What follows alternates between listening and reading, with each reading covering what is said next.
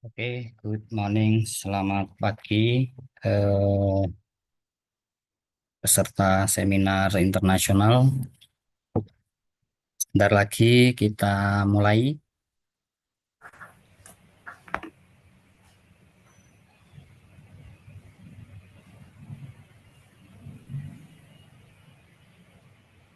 Tes, tes, tes.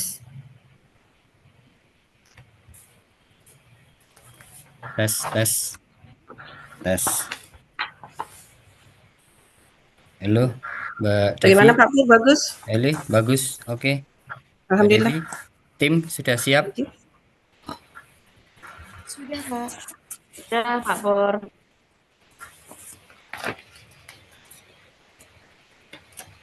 Oke, sudah. Ibu Ariana, sudah? Ya, Good morning. morning.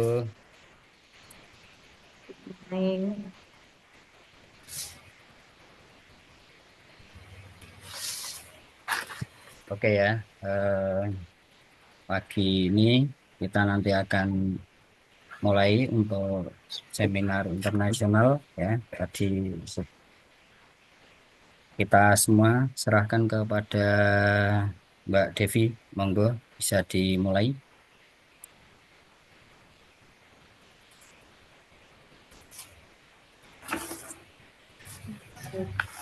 Oke, bisa langsung mulai dari Ibu MC saja ya. Kita langsung mulai. Ya, monggo Bu Ariana.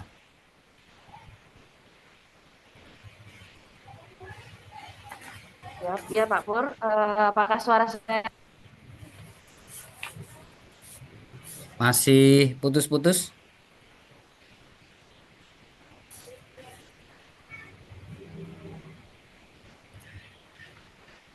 Belum stabil, Bu Ariana?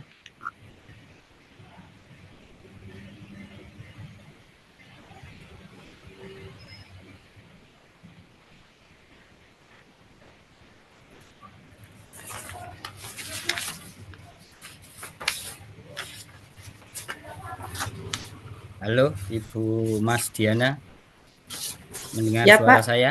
Oh ya, ya. Siap, Pak Pur. Gimana posisi di Halolio? Hujan?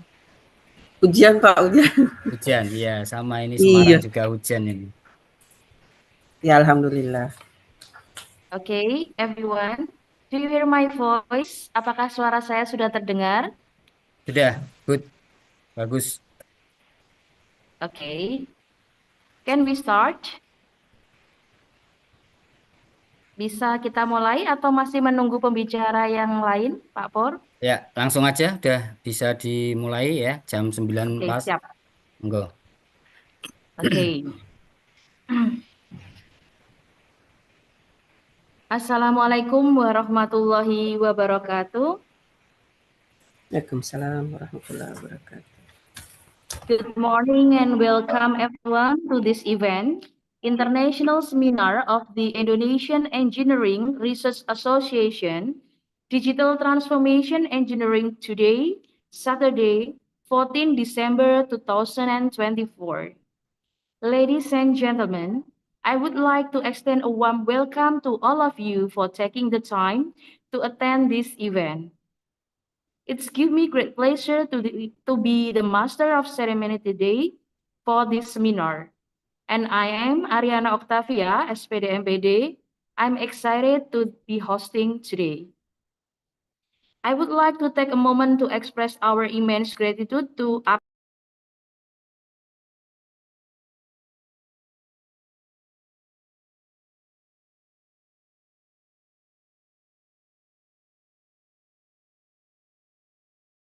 LPKD, Lembaga Pengembangan Kerja, BRIN, Badan Riset dan Inovasi Nasional, Aritekin, Asosiasi Riset Ilmu Teknik Indonesia, the University of Tokyo, University Saint Malaysia, Universitas Maritim Amni Semarang, and Universitas Gajah Mada, who made this seminar possible. Without their support, we would not be here today. We are truly thankful for the effort and contribution toward this event. We have an exciting speaker lineup for you today. And we hope that you will find their presentation and discussion informative and engaging.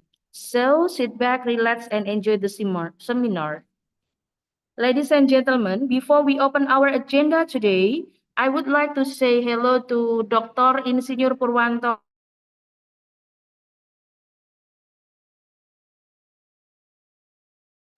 Ya, hello, selamat pagi, Miss Ariana.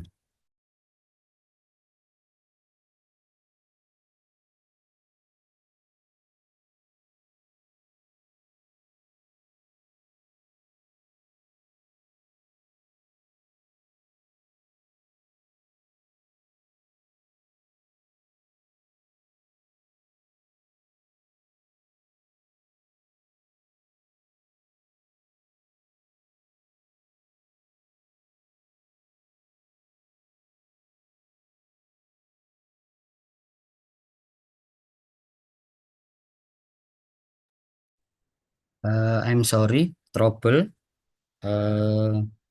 di WiFi, Miss Ariana.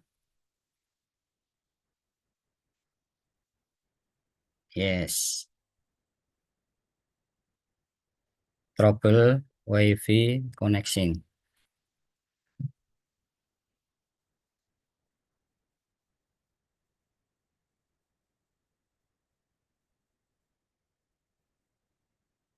Oke,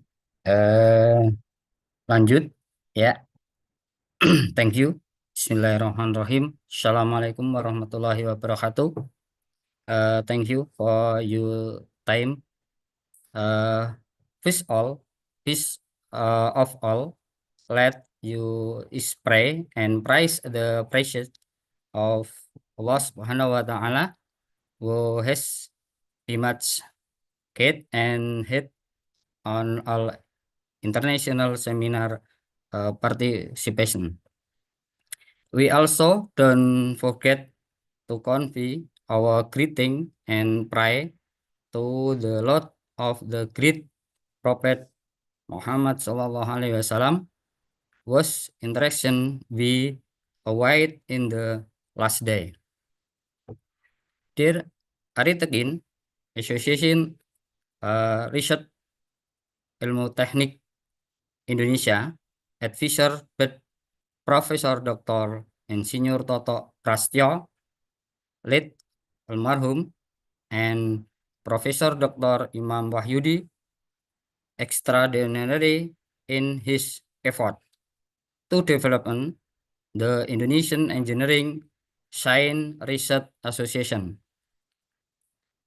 Thank you to the keynote speaker who responded to invitation, Professor Anton Satria Prabowibono from King Abdulaziz University. And sorry, he was unable to attend because he was traveling from UK to Turkey still on plan. Will be replaced by Dr. Safi'i from King Abdulaziz University. He is here. Good morning, Dr. Safi'i. Ya. In here. Waalaikumsalam.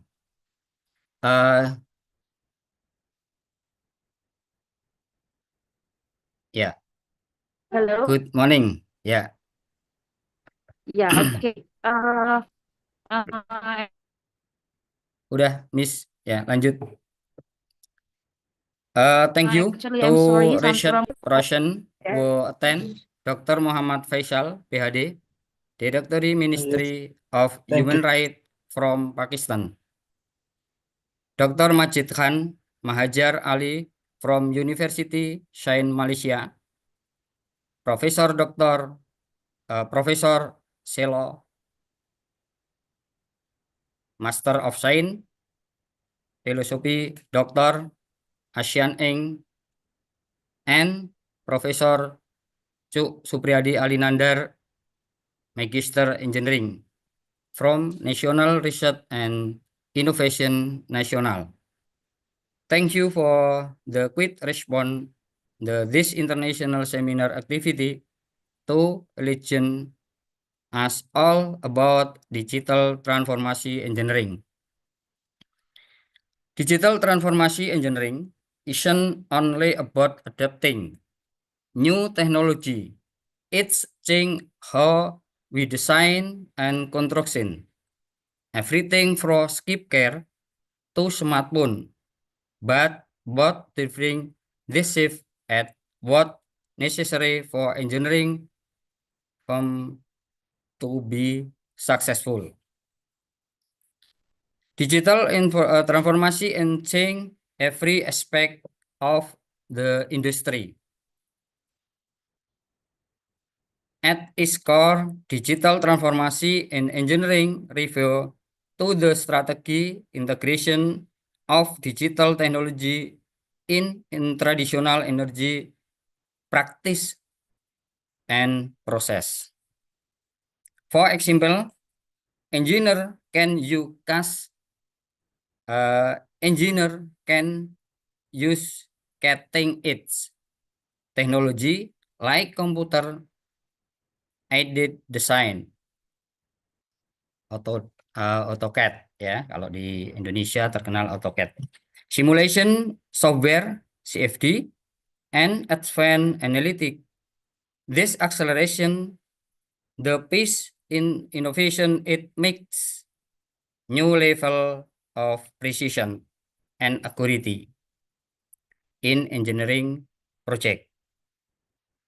Digital transformation also this industry for all. Yeah. For example, predictive maintenance system, machine learning, algorithm to anticipate equipment failure. That management downtime. Digital platform enable engineer to streamline process and drive in innovation at every project life skill. Digital transformation can also contribute to culture of collaboration, improving team to work together from and location.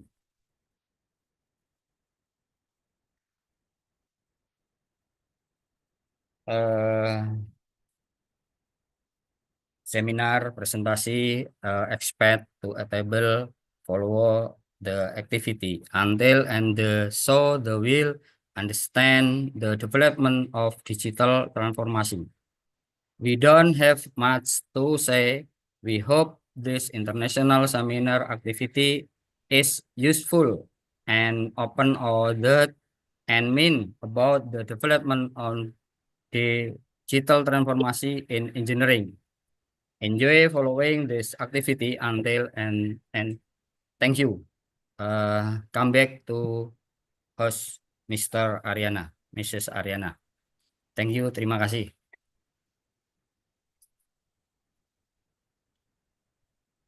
Okay.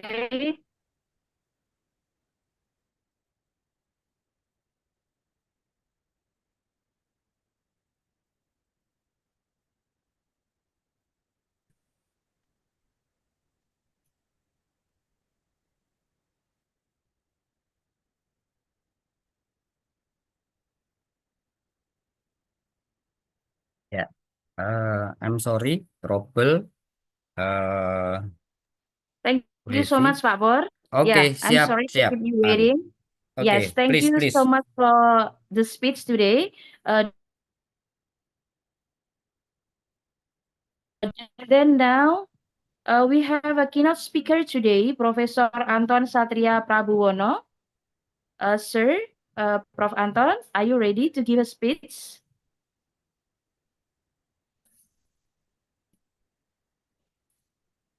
Good morning, Mr. Professor Anton. Assalamualaikum. I think Dr. Anton is replaced by me. Okay. Okay. Sorry. Okay, please. The time is yours, sir. Okay. Can you allow me to share the screen?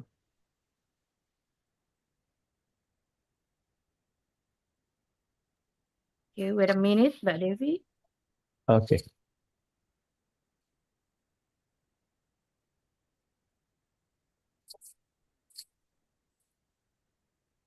Okay, I think now it's ready, right?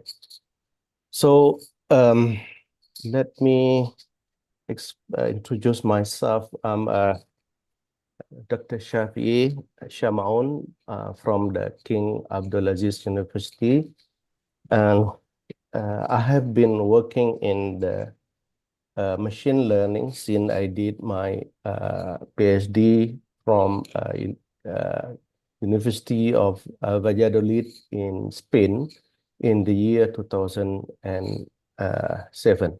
Since then, I work on reinforcement learning.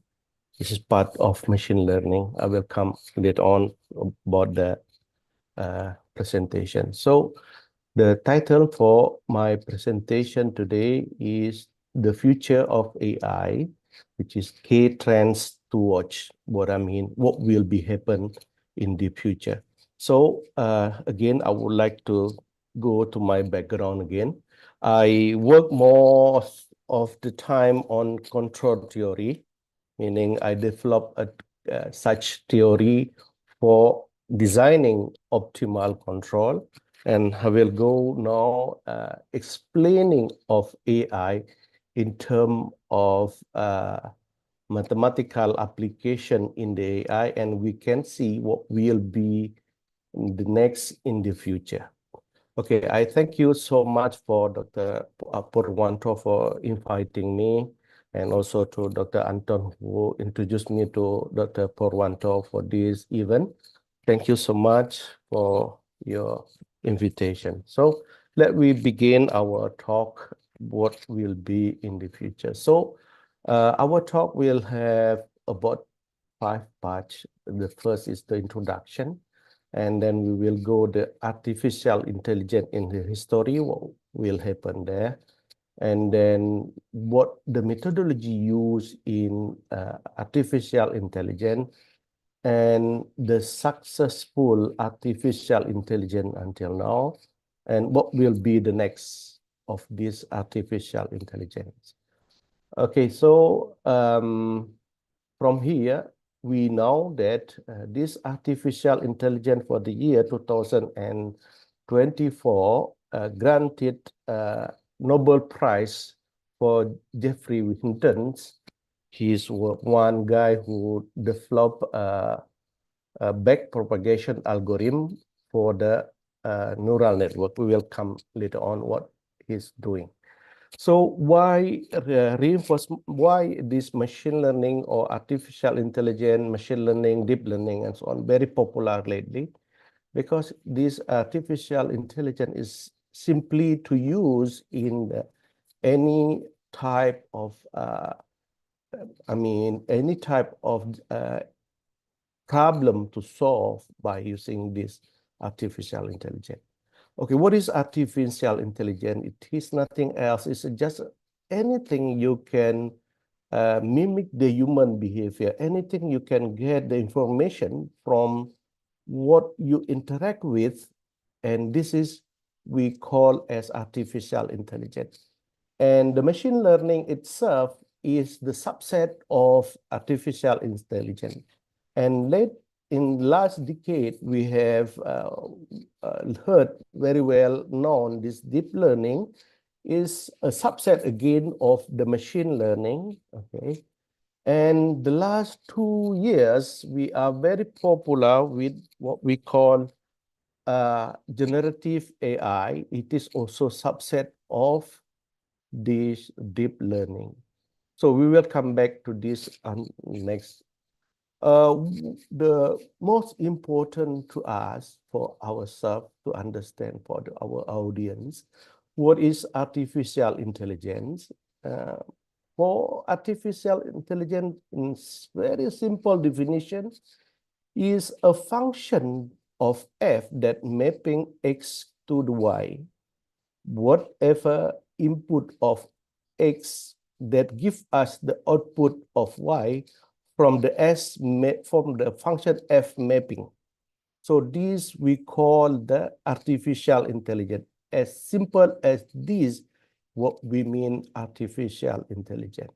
Now, from this function, we can come up as the introduction now. Okay, this is why artificial intelligence is very popular.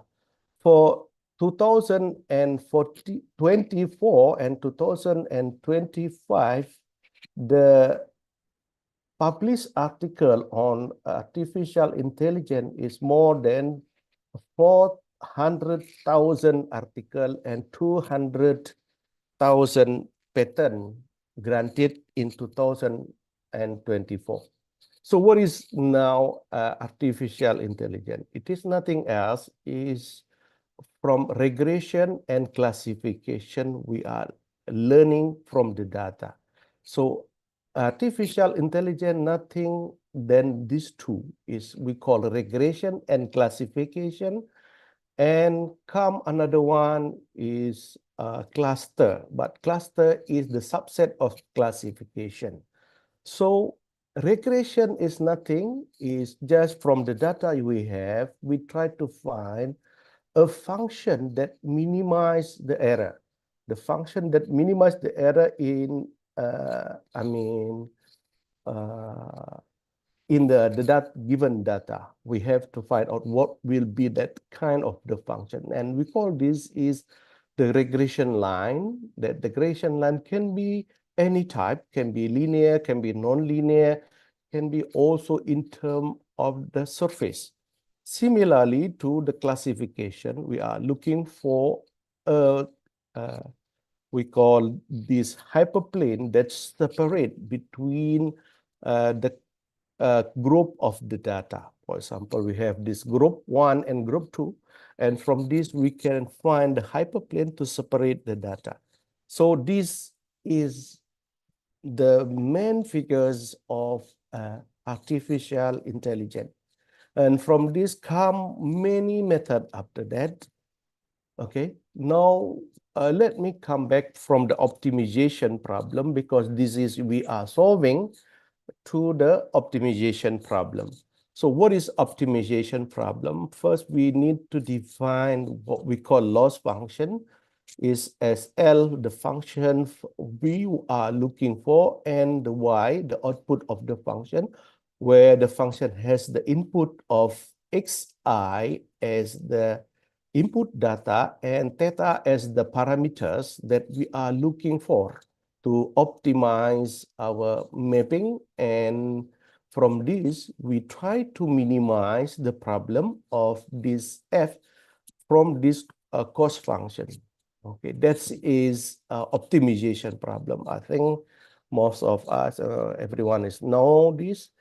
And I will go with searching for optimization. That is, suppose we have the function of f of theta, that the function have the gradient equal to 0, is we call minimum at 0 at that function, and also we call this maximum if the Hessian of the function is positive, then mean the function has minimum when the gradient equal to 0, and Hessian is negative if the function is maximum.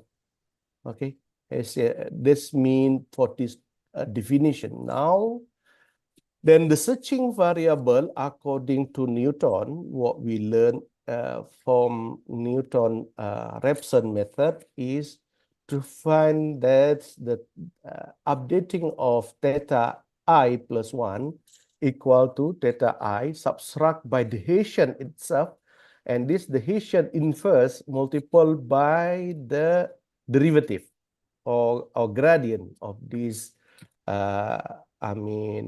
for this gradient, okay, for this gradient of the function. And then this Hessian is difficult to find. It's difficult to calculate when we have a big equation to solve this one. And now come to simplify the problem. We have this Hessian, okay, we call this as lambda theta, and we have the nabla theta, and we multiply by the function of this theta, meaning the nabla theta is the gradient of that function. So now, as the Hessian is difficult to solve or to find out the Hessian matrices, then we try to find out the method that we can learn what will be the Hessian in this optimization problem. And again, all the algorithm for machine learning or artificial intelligence is come up with this problem. So this problem is not new, because this is since the Newton life, it is already defined there. So now I will come up with the first idea, what we call is gradient descent method, to find out what will be the theta from the loss function, what we already defined before, that the theta searching is we update the previous theta by subtracting with the nabla operation to the cost function or to the loss function with eta as the learning rate. Now we replace the Hessian with the eta, which is control how big the step are taking to search the optimal function in the finding out the condition for this theta. So now I come back to what will be the neural network. This is the simple and the only single neuron or network is we call this. We have input X and the output Y, where A is the weight to the X and B is the bias. Then mathematically we can represent this by Y equal to EX plus B. Now our function is the mapping from X to Y, which is we are looking for A and B. Okay, we are looking for A and B, and now from the given data, we can find what will be A and B. Okay, and when we have a network with more non-linear, we can have another function. That function of f dot here can be anything and can be any function to represent the non-linearity of this network. And then when we come more to this simple network, we have more input and one output. And this mathematical representation is to have this kind of function. This is the sum from I equal to 1 to 3, which AX plus B, where I itself is from 1 to 3. And we can see this for more representative when we have hidden layer, what we call hidden layer FV1, V2, and V3, and can be anything. And each of these has the weight we call A1 or AI and WI as the weight to the function. And you can see mathematically the representation of this now being to be nonlinear for Y equal to AI WI multiplied by X plus B. Just for one single input of X, we have 3 by 3 combination of 3 by 3 combination of AI and WI, which we can get here about 6 combination of AI and WI, which only one input. And we are looking for what is AI and WI the best fitting for the given data. Now, this is the network when you have, for example, 2 input and 2 output for hidden layer, one hidden layer which remember. Now the presentation will be a little bit complex. where now it is presented in the matrix form. Okay, so this is the figures of the artificial intelligence.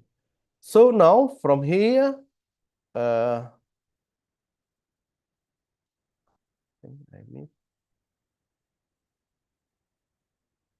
okay, from here we can see what is briefing of this history of artificial intelligence. It's starting by McCulloch in the summer in 1946 when he's presenting his summer school, and he said he introduced the name, he called it artificial intelligence, and then after that with Turing and so on, this come up with many things happen from that time to nowadays we can have the generative AI such as ChatGPT and Gemini and so on, so much after this. So this is all the history of artificial intelligence. So now I come up again with the methodology. So here we have this kind of neural networks.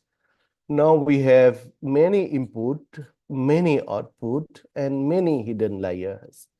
So from here, we have to find out all the weak function and the bias and the type of the function to get the mapping from X to Y.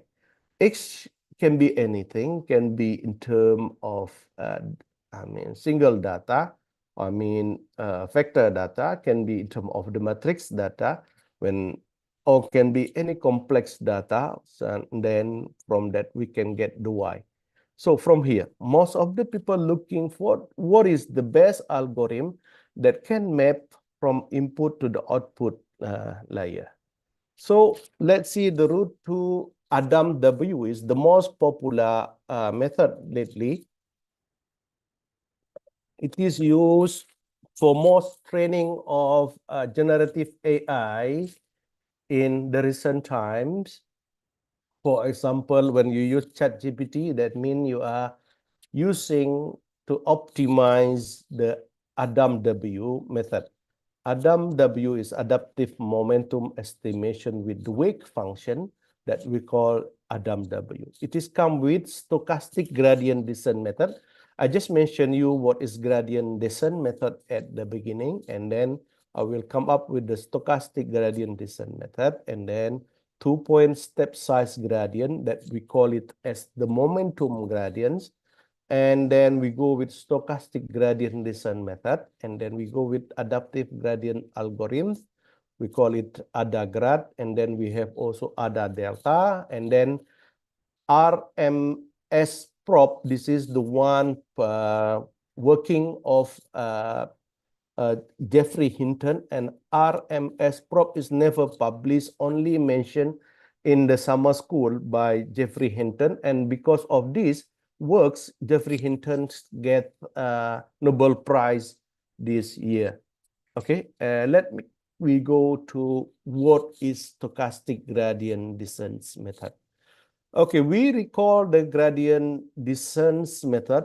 The above equation here is talking about the gradient descent method without stochastic. So when you solve a big problem, this will cost the computer time or the computer capacity to have huge computer capacity to solve this gradient descent method. To solve that problem, then come up with the idea to take the stochastic gradient descent method, where we introduce in the cost function or the loss function with what we call rho I. It is an observation parameter that is randomly select, and then from this we can reduce so much dimension of optimization problem to get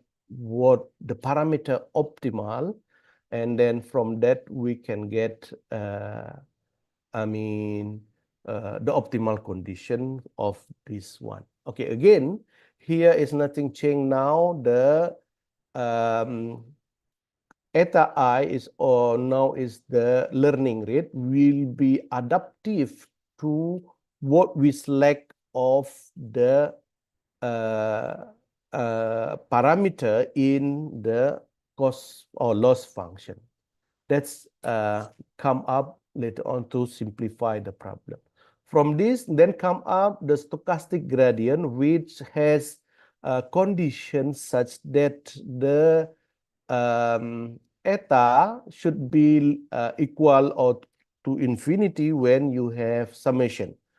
But when you have square summation, that the eta should be less than infinity. And most of application use the second method is to get the the eta square less than infinity.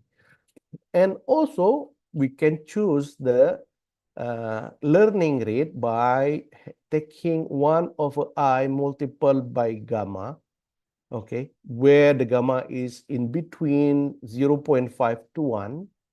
And here we can select the eta accordingly, so that this is the common practice. We select gamma equal to 1, and then an I 1/i. Then this is common use, but again, this is not give us the best in finding the optimal condition.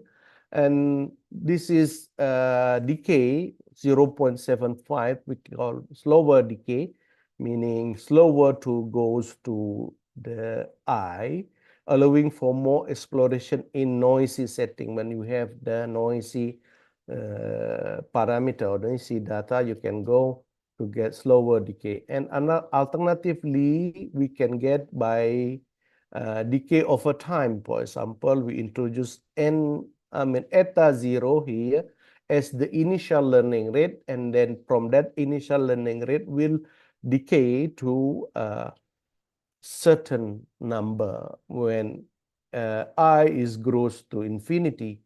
And the eta here is the control of decay rate. And come with this momentum method, we call this Barzilai-Borwin method.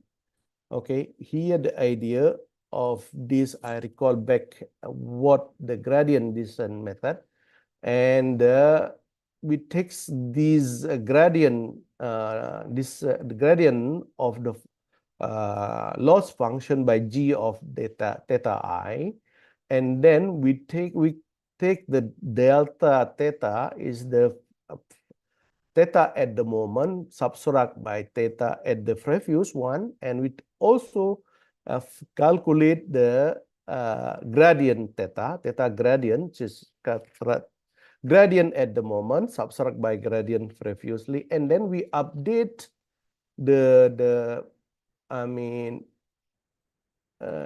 searching by having theta I, and we can get the g theta by this updating, and then we can calculate now the eta to be eta long and eta short. So from here, if you remember from the previous slide, I mentioned that the Hessian try now to look by having this idea of calculating the gradient.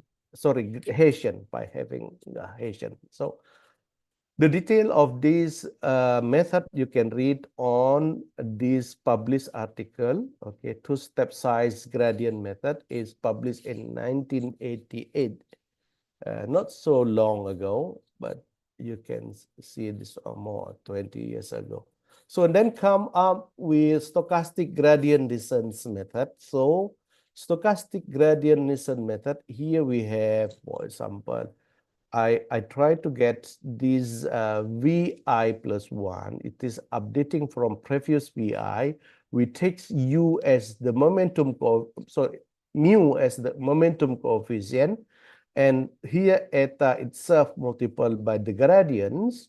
and then we update the searching of the theta is by taking the momentum. You see that we have 2 points now. The point we move by the gradient, and the other one is the point we move from this momentum. And this now come up as the stochastic gradient descent method, where we introduce the system here as the momentum.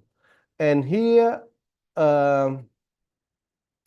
then we can also represent that searching instead of taking here fully of this eta, we can also take by eta is as one subtract by mu, and then we can calculate the v, the momentum itself, and then we can update the theta I. And similarly, or we can also see this as this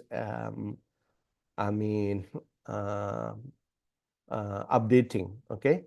And this is published. You can read more this on the work of Rumhart and Hinton that I mentioned for this descent method. Now I go up with adaptive gradient algorithm we call adagrad. So now similar to what we have it previously. Now we have the outer product of the previous subgradient. We have this gradient. We have gradient T multiple this one, okay, the quadratic gradient. So then we add this as the sum to be this we call as gradient in capital G, and then we update this. We take the learning rate over this gradient, and we multiply this by the gradient itself. Okay. So now from here, what you learn that from the stochastic gradient descent method before, and for the gradient descent method before, only different in having this point, which is square root of gi theta. Okay, and from this you see that the Hessian is somehow try to mimic what will be the best Hessian in finding the optimal condition. And also you can simplify having the reading for this, because this now will be the diagonal. When you have instead of the matrix for all of this, you can also get as the diagonal, and then from that you can also have when you try to avoid the singularity of this GI, because somehow this GI might be having a singularity, and then we can add an epsilon a little bit to shift the singularity from 0, and then we can get the update of this theta or searching for this parameter. Okay, you can read more on this adagrad is published in 2011 by Ducci. He is called this adaptive subgradient method for online learning and stochastic optimization. Is published in Journal of Machine Learning Research. You can read on that article. And now I go with ada delta. Ada delta is somehow a little bit, if you see this, but this is nothing else. It's just by including the probability here, we assume that at time I, the running average, this is the expected quadratic gradient of this theta I, and then the expectation is again calculated by the previous definition that we have rho here, and the decay, rho here is the decay, is we take it what is the previous expectation with the gradient or the direction we have right now, and from this we can update our theta theta I, the searching of this theta by this definition. This is nothing else, again, is similar to the the previous method, the Adam method, okay? The previous method. Only the different looking for eta. The previous one, eta, directly by the eta, and then now by ada delta. So this is you calculate from the, square root of theta I, and then we calculate the accumulation, the expectation of the theta square. Okay, and then we similar this idea, and now you can update the searching of this ada delta. You update this searching. This we have theta I from the previous theta I plus the delta theta, and this is published in 2012. Okay. And in archive, just in open access the repository, you can find in this archive with this number. And then come the Hinton works. Okay, this is what the most popular works of the Hinton in 2012. Even though now you can find this in Neural Network for Machine Learning, was introduced by Geoffrey Hinton in his lecturer notes. Okay, like I said, it's not published this idea, but it's only in lecturer note. And because of this, he can get the Nobel Prize. It is again, the expectation of this is just a little bit changed. We have this expectation with the row, and the updating of this is by having the expectation in the square root. You see, this is the same with Adam method, only the expectation in this denominator of Hessian, you can say this the Hessian, the learning rate over this, and you take this expectation in the square root, and you multiply this by gradient, okay, of course. This Excuse is yes. Mr. Safi, 5 more minutes for presentation. Okay, so I cannot Yes, come thank with the you. next. Okay, and this is Adam method, adaptive momentum estimation, and then from this you can see this is the update, and this is the Adam W method. Okay, you can see this is only different on here, and then you can find out more on what will be this. This is the most popular lately and published by Luchilov in 2017. This will be very popular and used in most of generative AI. So this is my work in reinforcement learning by doing, we call it, and how good is to be of the state from what the reward we can collect during the interaction with the environment, and then we can update this one. And in reinforcement learning, the most popular algorithm we call is the Q learning. If you see from this equation, is similar to what we talked previously, is the updating of the Q function from the previous one to update to the next Q function. Okay, I will go because the time is very short. This is the successful of AI application. I will share the slide later. You can read on the slide. And this is the AI territory lately, is mapping of AI, how it is big of the AI. And then the successful application in healthcare, like you can do the disease diagnosis and then drug discovery and telemedicine and so on. And then in business and finance, like fraud detection, algorithmic trading, customer service, predictive analysis, and documentation automation. And also in transportation, traffic management, route optimization, and you have also predictive maintenance and so on. And also in education, you have this personalized learning, automatic grading, virtual tutor, and so on. And also in agriculture, and also in retail, manufacturing, and so on. And also in entertainment. This all the successful history. I will come up very short to what will be next. So in the next future, the prescription of medicine will be personalized according to biomarker or bio information of the patient, and then we will have AI powered diagnosis, and then we will have also contents of creation and also digital twin, and then we will have in generative AI for the cross language understanding, AI in legal system. This is the most will come soon on the judgment in the court in the in the court system. We can use that AI together with game theory to have the lawyer and judge for these humans, for the legal system.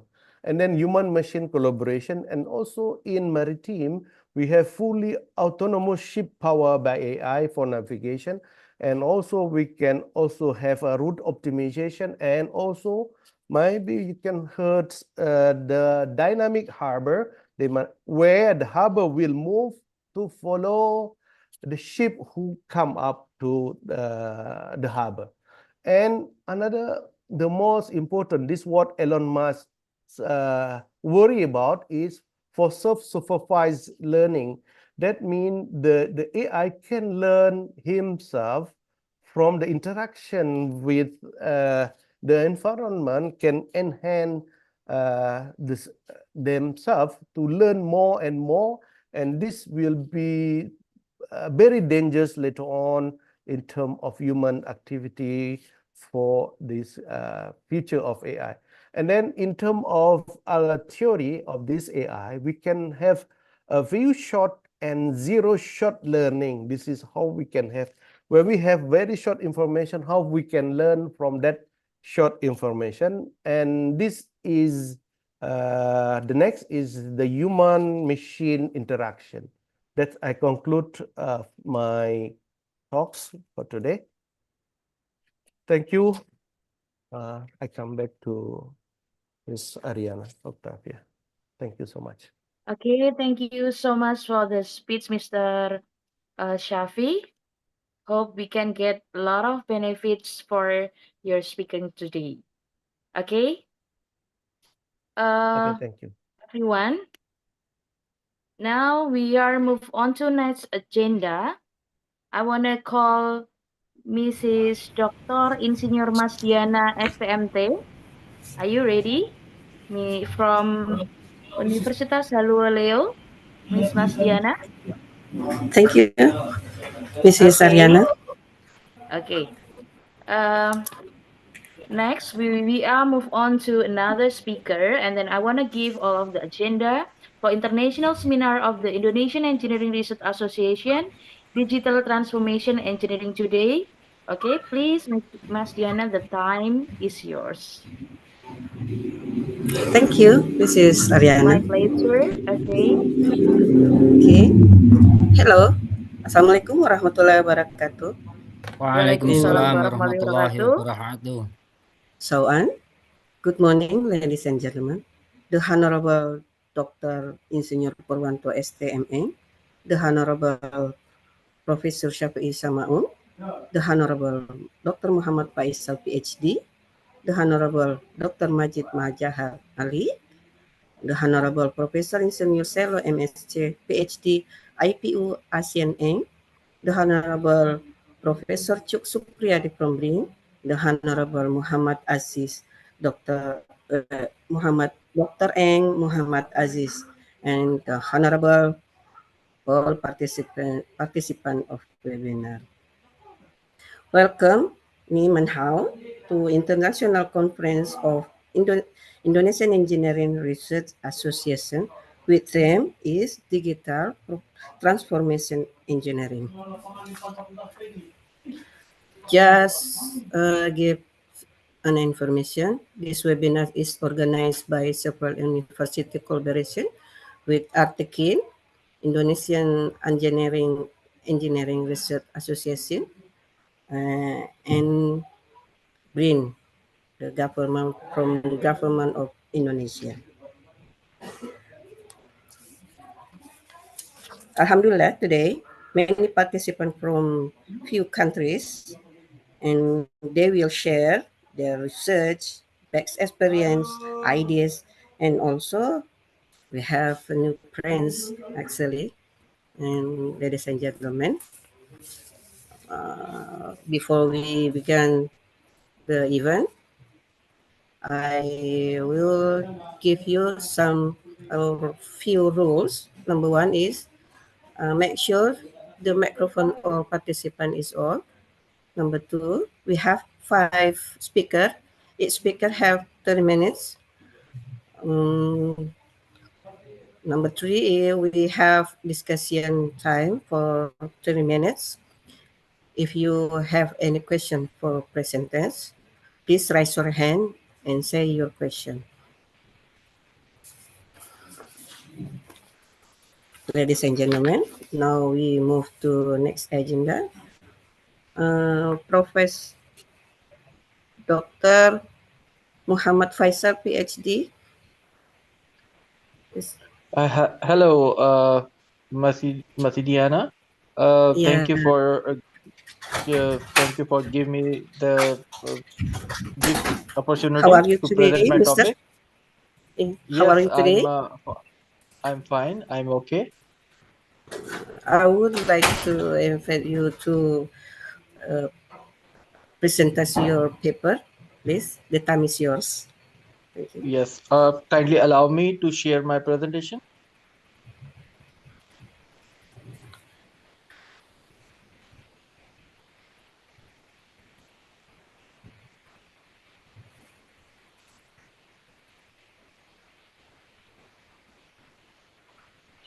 Yes. It is visible.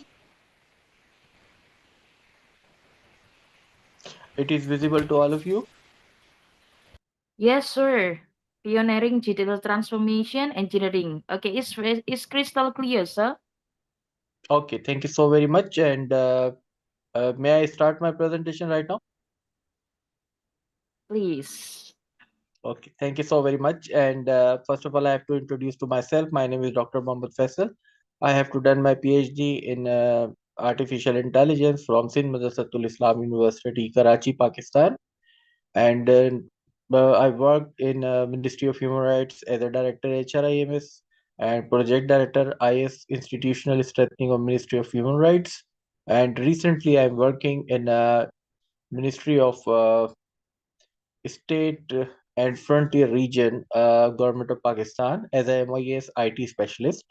And lots of work, lots of research as I have to done. But obviously, the topic today, and before the topic, I have to be thanks to Asosiasi Resit Ilmu Tenkik Indonesia that he gave the opportunity to present my present topic. Which topic name is Pioneer Digital Transformation Engineering, a strategic framework for sustainable innovation and business excellence. As when we studied about digital transformation, first, we have a question that what is a digital transformation and what is the impact for the engineer in the engineering sector. So I have to define on it that digital transformation is a changing of every aspect in the industry. As at its core, digital, you can say that uh, we have to be defined by the help of introduction that DTE, digital transformation engineering, I have to be short form on it, and which can be represent strategic fusion of advanced technologies like agile methodologies and human centric design, which are the unique and new to reshape the organizational or operation and drive sustainable innovation. So if we see that for example the engineer can cutting edge technology and using that CAD, for example computer aided design, which can be and also using the simulation software and advanced analytics. This accelerate the pace of innovation. It make a new level of precision and accuracy in engineering project. So this framework integrate the emerging technologies such as artificial intelligence, as before a professor has already be told very information regarding the artificial intelligence and machine learning and IoT, Internet of Things, which can be helping for that, and blockchain uh, ecosystem to enhance the decision making, streamline process, and deliver operationalization experiences. So if we see that a digital transformation uh, uh, which can be had a major effect on engineering, a sector that has been always involved of uh, rapid pace and new technologies which can be using all the product of development and transportation and uh, real time activity for the artificial intelligence and information internet of things, blockchain, and the big data analytics, which can be robust digital ecosystem and also to enhance the decision making. So our view of this research, you can say that digital transformation engineering is a cornerstone of modern business innovation, blending technologies. So, if we say that one main way of digitalization has impacted engineering is the through could through cloud computing also, and which can be wide in while in it's not a new technology, it's evolving into a level that can be utilized by engineering more effectively and efficiently. So if you see that, for example, that cloud computing allow engineers to store their digital design all in the same place before uh, construction. The value of cloud computing in engineering relies on data capture and 3D modeling and creating the best possible customer experiences. So uh, digital transformation engineering is to be as also be defined to you that the cornerstone of modern business innovation, blended technology and processes and strategies to drive the organizational changes and deliver exceptional value.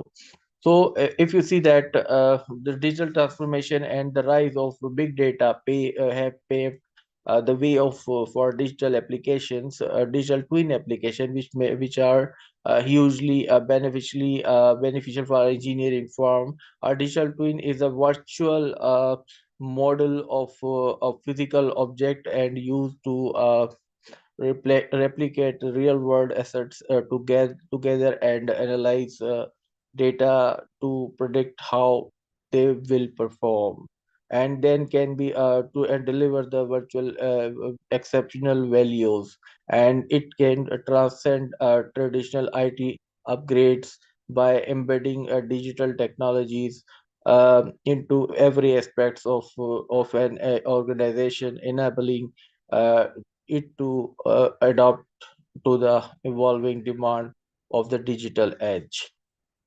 Some challenges during this research, and as we have to seeing that the impact of digital on engineering also be some has some sufficient challenges that occur to implementation. That first is that the leverage of artificial intelligence, the Internet of Things, blockchain, and big data analytics to enhance the decision making, optimize operation, and create personalized customer experience.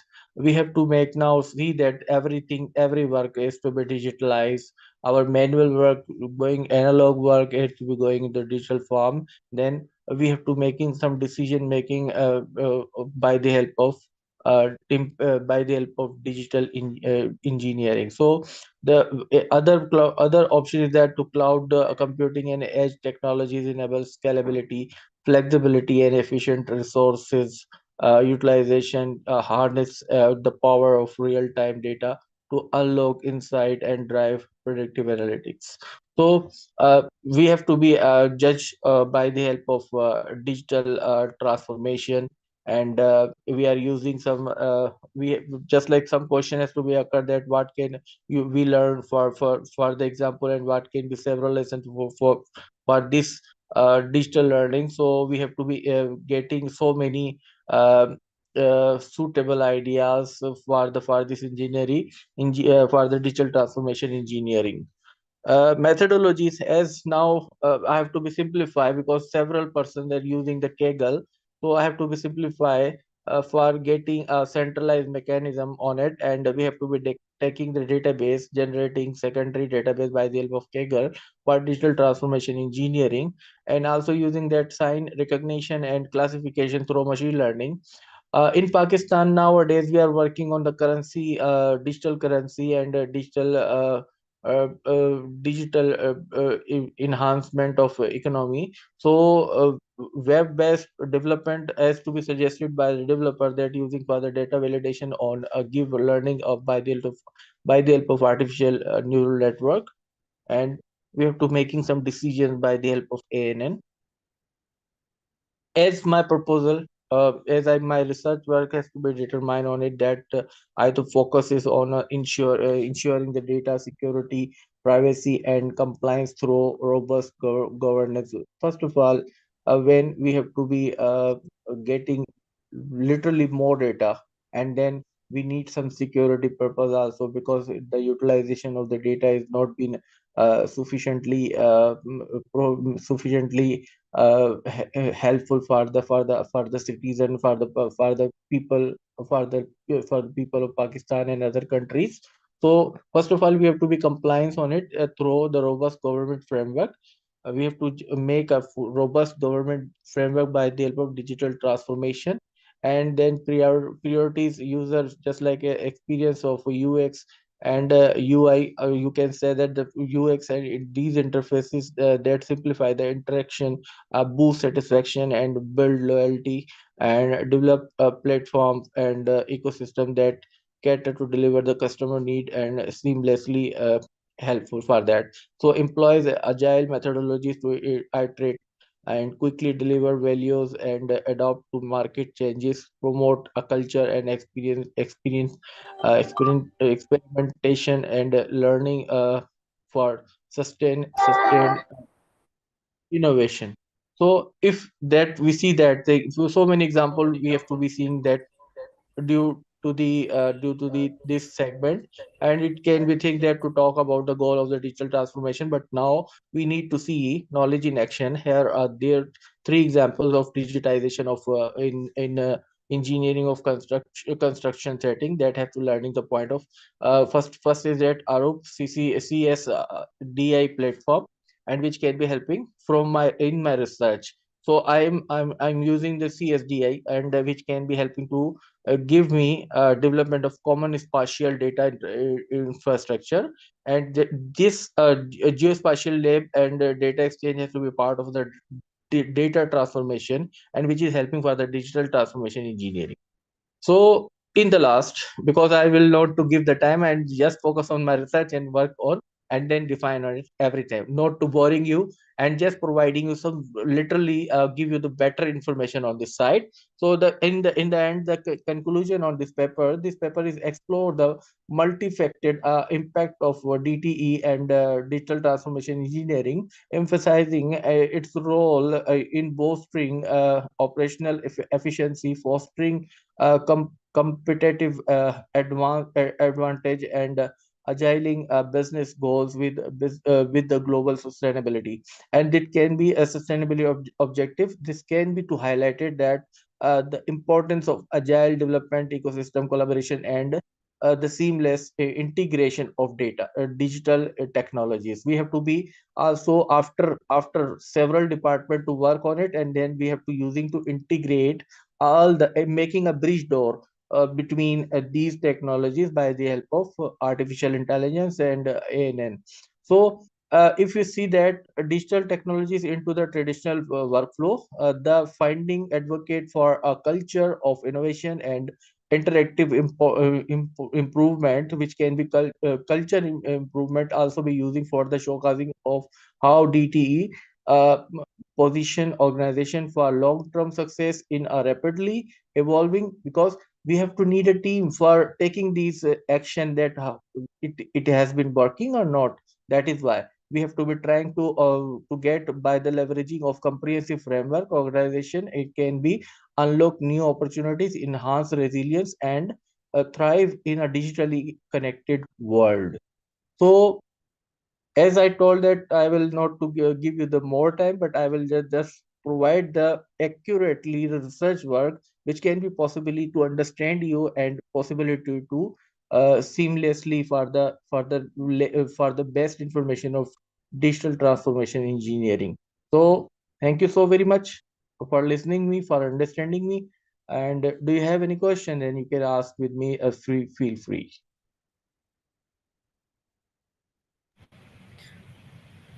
Thank you, Mr. Faisal. Wow, amazing.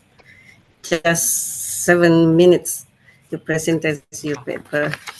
Now it's time to invite the participant. If you give or have some two questions, please raise your hand. Yeah, ma'am. Just on define audit of the key component digital transformation engineering. The basically it's a chapter. It's all intro information regard this. First of all, we have to see that when we go to the key component of digital transformation engineering, first strategic planning, which can be using to aligning the digital transformation initiative with organizational goal and strategies, and conducting a gap analysis and identifying areas for improvement using technologies. These are so many sectors nowadays we are using in the digital transformation engineering, just like technology architecture. As before, our professor has already detailed that in Indonesia we are using CAD, AutoCAD, and process automation, data engineering, artificial intelligence, machine learning integration, change management, cybersecurity and risk management, and customer experience design, performance metrics, and KPIs, which can be using by the help of digital, the key component of digital transformation engineering. So as because the research work has to be defined on latest tools and technologies, and also has to be helping for getting the new idea and new collaboration. As Nobel Prize has already been taken by the help of by artificial intelligence now, and I thought Elon Musk has already delivered that now new word and new the future of the world is now is artificial intelligence, and we have worked on the robust criteria and technology architectures. So this is my work and research. So I thought I have to be close my session right now. Thank you. Thanks a lot. Lot of memes. Okay. I let participant to raise your hand.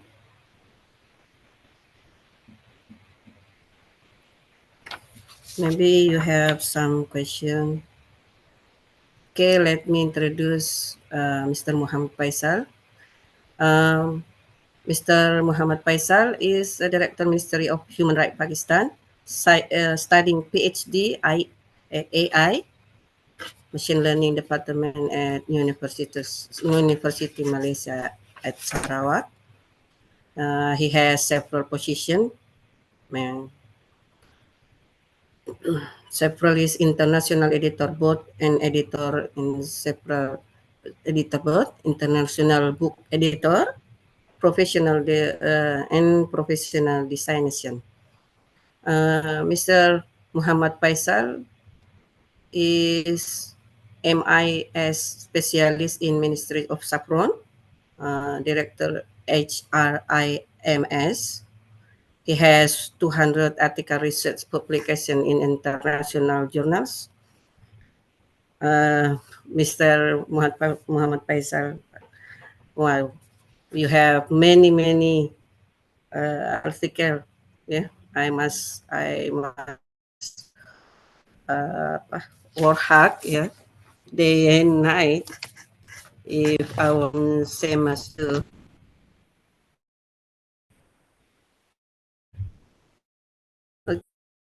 Okay. maybe later the participant given. I would like to invite Mr. Majid Mahajir Ali from Malaysia, Mr. Muhammad Majid Mujahar. Sorry, Majahar Ali. Excuse me. Hello. Mr. Muhammad Majid, can you hear my voice? Can Okay, you hear the me? time is yours. Hello. I can hear your voice. Yes, yes. My name Yes, is yes. only Majid Yes, yes. Khan Majahar Ali, no Yes. Muhammad. Excuse Right.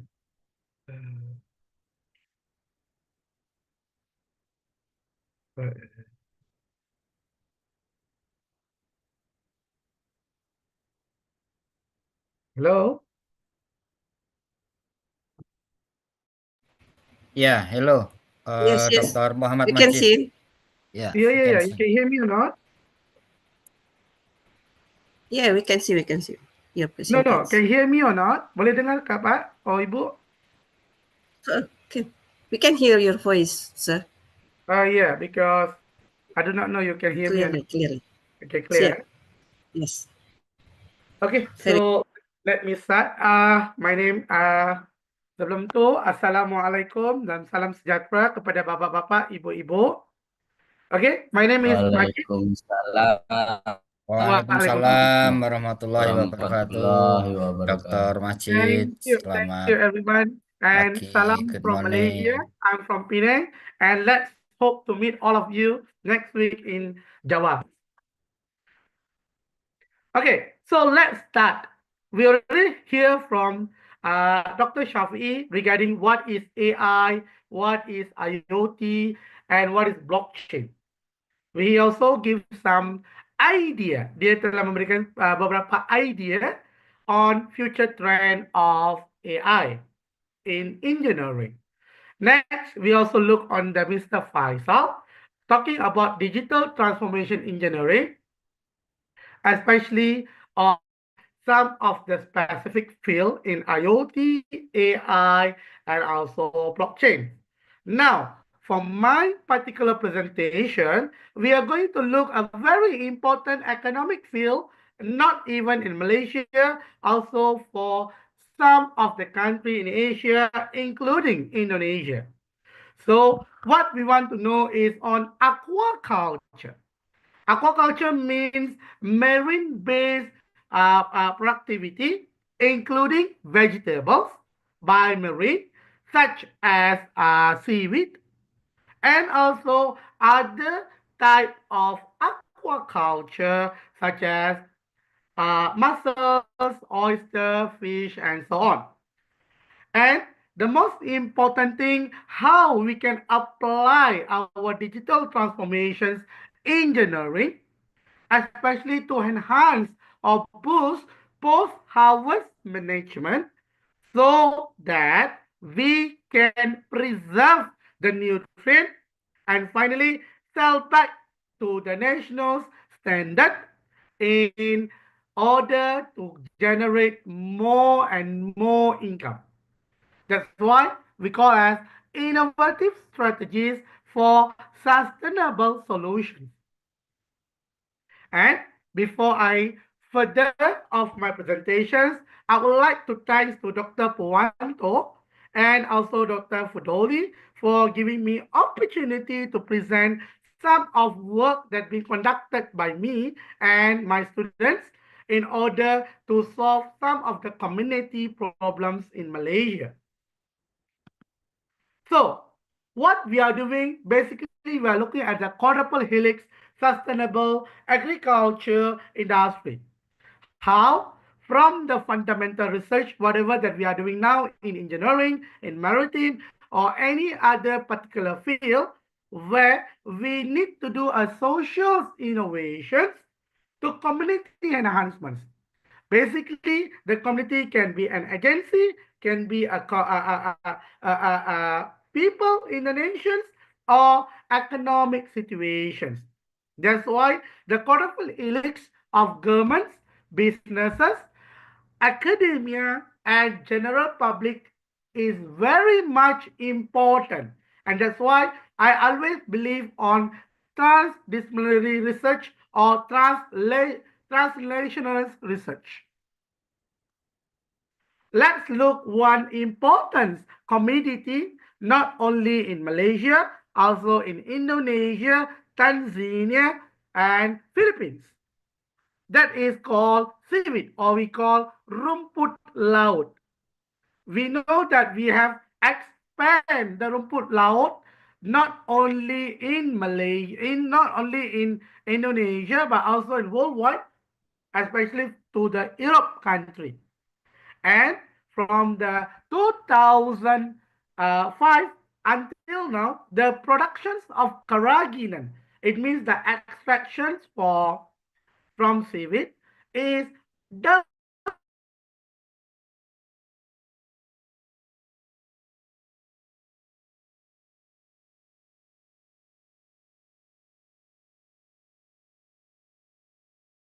every single day in your life as toothpaste, Colgate, cosmetics, hot dogs, 3-in-1 drinks, and so much on, including fertilizer. So, this is one type of post-harvest management because we need to dry the harvested seaweed due to the high moisture content, and the nutritional value usually located at the polysaccharide of the plant. And that's why we need to post-harvest it and preserve the nutrients before we can sell the raw material to the Europe country. And this is one of the projects that I conducted and used to help the community in Pulau Langkawi. Langkawi is located in Kedah, which after the COVID, because Kedah well known for the tourism, and during COVID, all the business of tourism being whole, and the people don't have money to process their daily life. So using government interventions, using cooperative helix, me and my team have developed a program called Seaweed Tissue Culture, Micro Propagations, Post-Harvest, until we manage to do a product in this particular community. And basically, what I'm going to talk is not about the community, how we can apply AI and machine learning, especially in engineering part, to transform the community rather than just looking at the usual or traditional way, but how to get more and more income. So this is the whole scenario what is going on. That's why I put as the problem statement. That's why I put a problem statement from low productivity to high seasonal, the problem of not all the type of seaweed can be cultivated the whole of the year. The drying cultivation place, which is not hygienic, taking a very long time, and not came into the bench work of the process. Same thing what is going on in Philippines and also in Indonesia, which will affect in terms of quality, and commercial value will be very low and cheap. So what we have done in Malaysia, especially from our team projects, first of all, this is me. This is me. We do innovations by do transdisciplinary from mathematics, computer science, engineering, biology, and into marketability studies. Okay? So we transform the seaweed farming using high density plating and micro propagations, which called as tissue culture. We integrate that particular project using multi-trophic aquaculture farming, where we integrated seaweed, lobster, and optimization from there. And we are process the nutrients from the harvested seaweed using a solar drying system for aquaculture in order to get an optimum byproduct or premium byproduct using IoT system for seaweed analyzing properties from starting of pre-hours, during the hours, and post-hours, so that we have a concrete evidence and we can preserve the nutrients, not what is going on in the current traditional drying. Here, where the place of big data, place of IoT, AI, and machine learning analysis being conducted, and I will show what is going on. And finally, before we manage do our own product development for this particular community, and we very proud to say and announce managed to get RM 2 million ringgit in terms of sales of the product for this particular community for the past 1 year.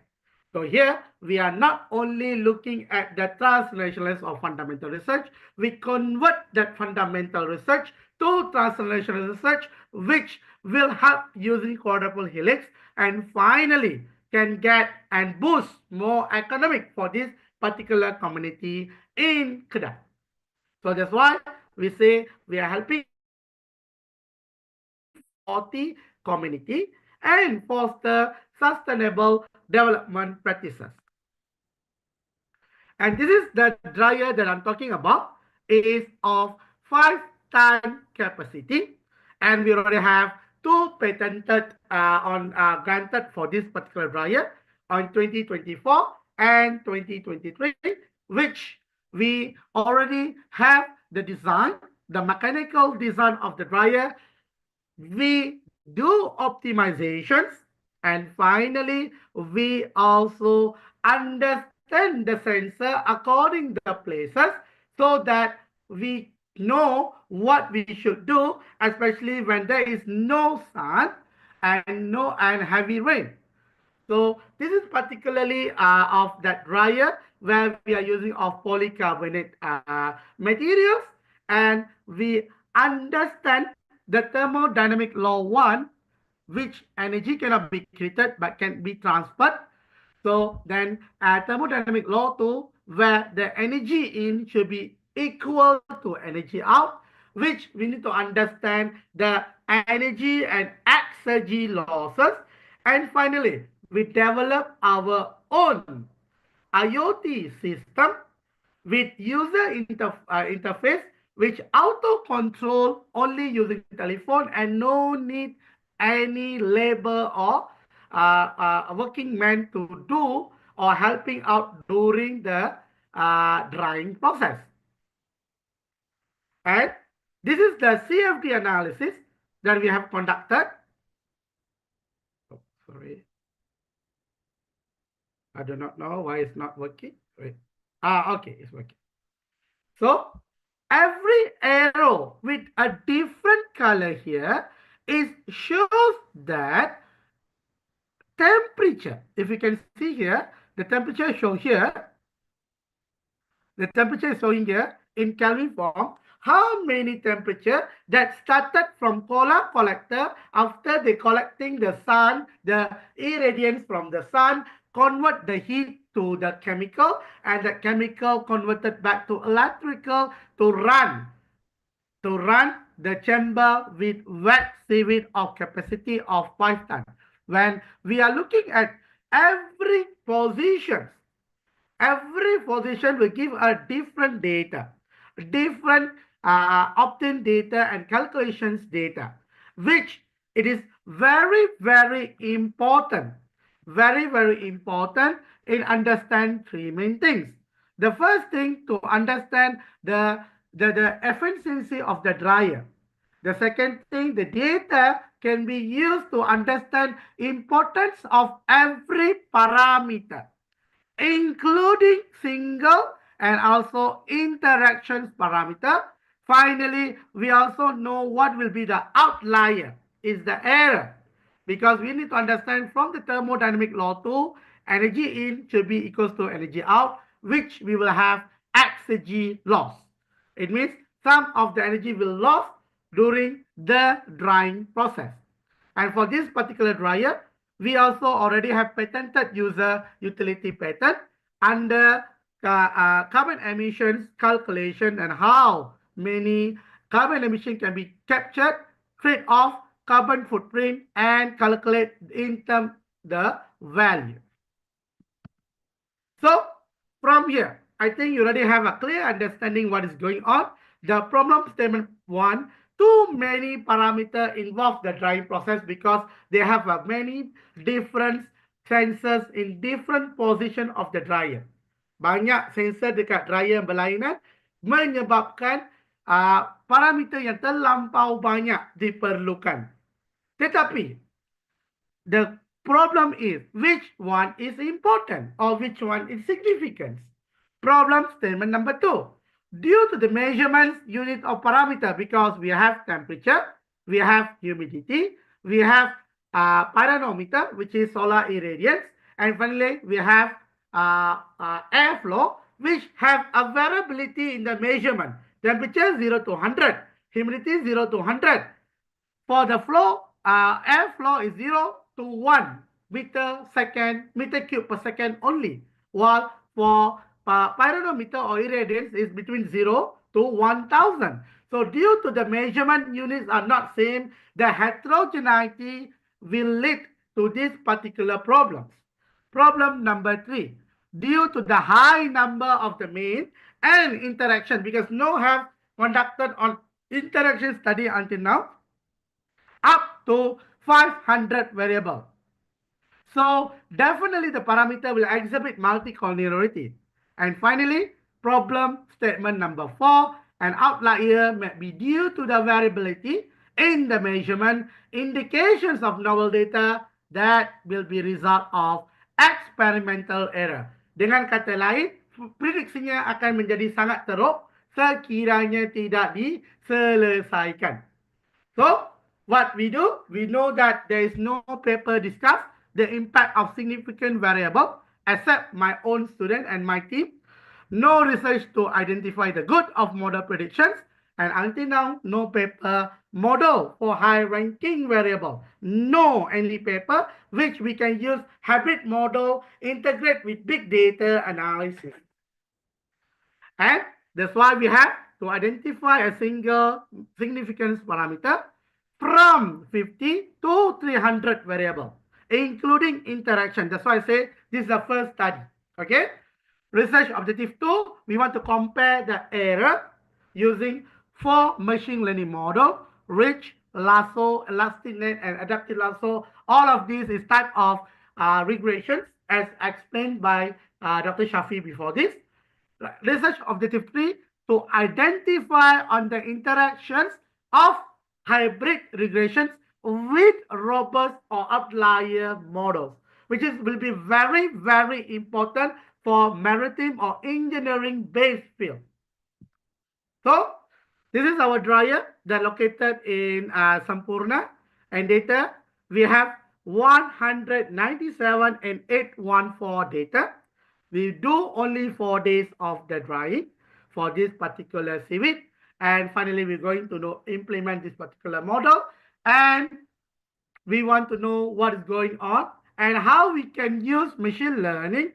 And currently we also do a policy paper using big data and also AI in order to understand the policy in biosecurity management in Malaysia.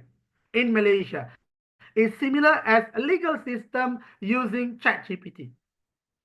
So this is some of literature review on heterogeneity. All of this is my PhD graduated students that we already do from a beginning, a very fundamentals research up to very advanced research, including Mukta. Mukta is an Indonesia student from Intirta, Banten. He is my first Indonesia PhD graduated students.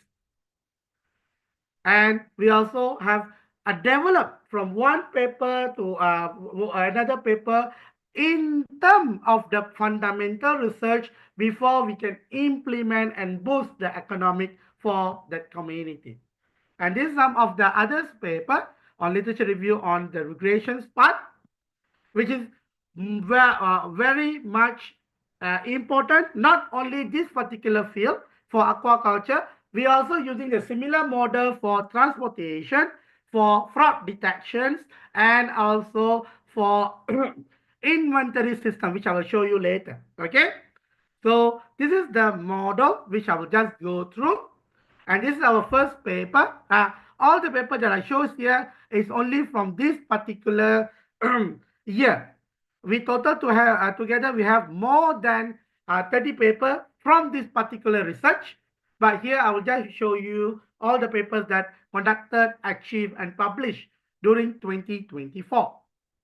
So this is the methodology one. As mentioned by Dr. Shafi, we were going to use multiple linear regressions, were also already published. Most of these study already published, and currently we are looking collaboration to do more bio or blockchain security in this particular aquaculture field, which currently we have a grant from European Union, collaborate with Denmark, University Imperial of London, Uniram is Lombok, Indonesia, and Malaysia, and we still keep on asking to find more collaborators to make sure the research will be benefit to most of the community, especially in Asia. So this is the identification of heterogeneity parameter. First of all, we publish, and from here we have a lot of citations which help to understand on the variable selections, how we get 50, 100, 150 to 300. Total together we have 29 single variable. We integrate of that total single variable, which we got total together of 435 variable. But for this particular presentation, I will just look up to 300 variables. Significant 300 variables, from 50 to 300 variables. And this is the sum of the model to understand and reduce the outlier, which is very important in any of the AI or machine learning process, in order to understand more so that we can consider to reduce to solve the problem statement number 4, which is outlier and heterogeneity. And this is methodology to know on validation metrics, especially of mean absolute percentage error, MAPE, mean square error, sum square of error, and R square. And this is a good thing. We managed to publish a lot paper and big data journal this year using this particular research. I will consider this as interesting and simple research, but the impact is very much until we manage to publish and also manage to boost the products and manage to do some sales up to 2 million ringgit. So this is the variability or heterogeneity. Nobody have talked about heterogeneity in engineering or aquaculture with the first one. Most of them just talk about heterogeneity in other fields such as medical, but it's very easy because you just do systematic review. But we develop an SOP to identify, to remove, and we added back a single parameter in order to understand what will happen to the econometric model that we develop. And this is some of the result. If you look all the result, the more higher variable that you have conducted, yeah, it's true, the complexity will be very high. But you also need to understand the accuracy will be getting much better with the results of the single of the variables that we have conducted, which will be very important when we want to do the techno-economic analysis. Example, why we need to do of techno-economic analysis, so that we can understand regarding the economic investment, the break-even analysis, the policy maker, the implementation by the government to implement the similar research in other fields. Okay, and from here we can see most of that good accuracy in the 300 variable. And when we conduct more analysis using machine learning model basically on supervised learning, we can see that Actually, between the original and MMB square, we can see there is more higher accuracy when in the original model compared when we implement the parameter, because this is the estimator to reduce the outlier. That's why the accuracy will be lower. But overall, the range is still considered as the same. Okay, and that's why we consider our developed model is much more good compared to other traditional model that existed in the literature.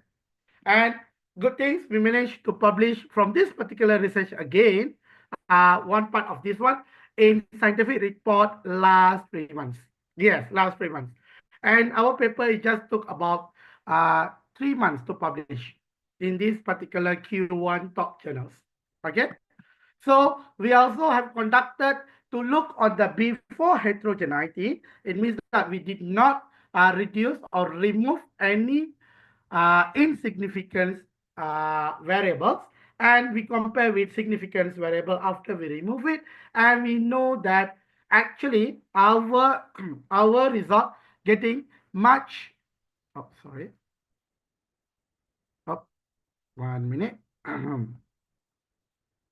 Okay, our result actually we get more higher accuracy, which will be very good in order to understand the mechanical properties of that dryer, and during the simulation process towards the CAD, AutoCAD, and also from CFD, chemical fluid dynamic analysis, in order to understand overall what is going on with that particular properties of that mechanical dryer.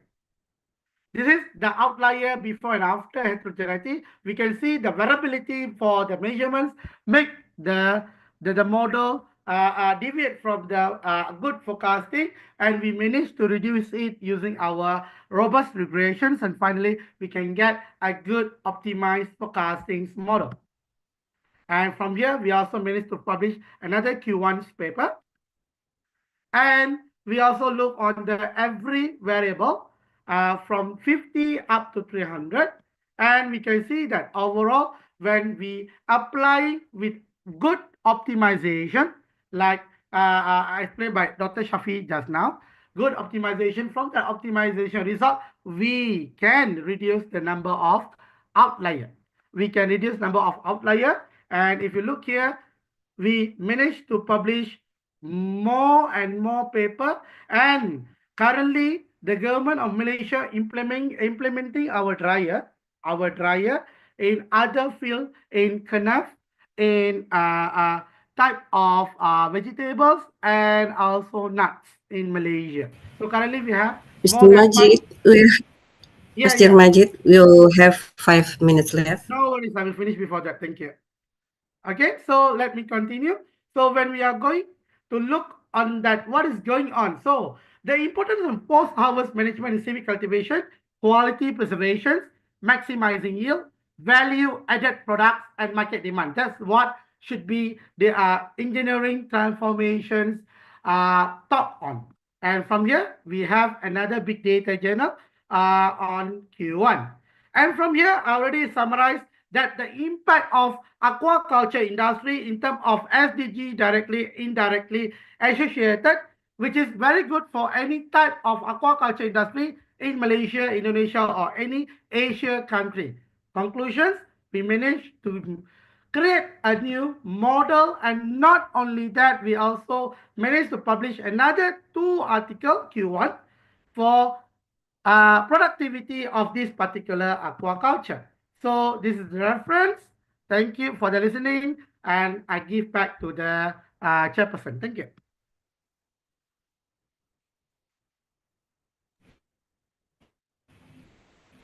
Thank you, Mr. Majid, for your presentation. Let me, if you have any question, could you raise your hand?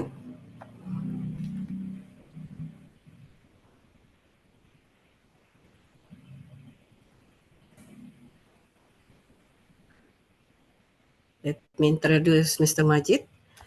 He's a lecturer of University Science of Malaysia, USA, Malaysia. He has conducted a lot of research, some of which were ongoing research until 2022, 24, 25. Oh yeah, okay, until 2025, among others, and a efficient model for menstruation removal in sweet via hybrid spear and robust regression technique, integrate multi-trophic agriculture farming, IMTA scale-up project for sweet lobster project under Innovosi program, TPUB Pulau Pinang. Is very excited.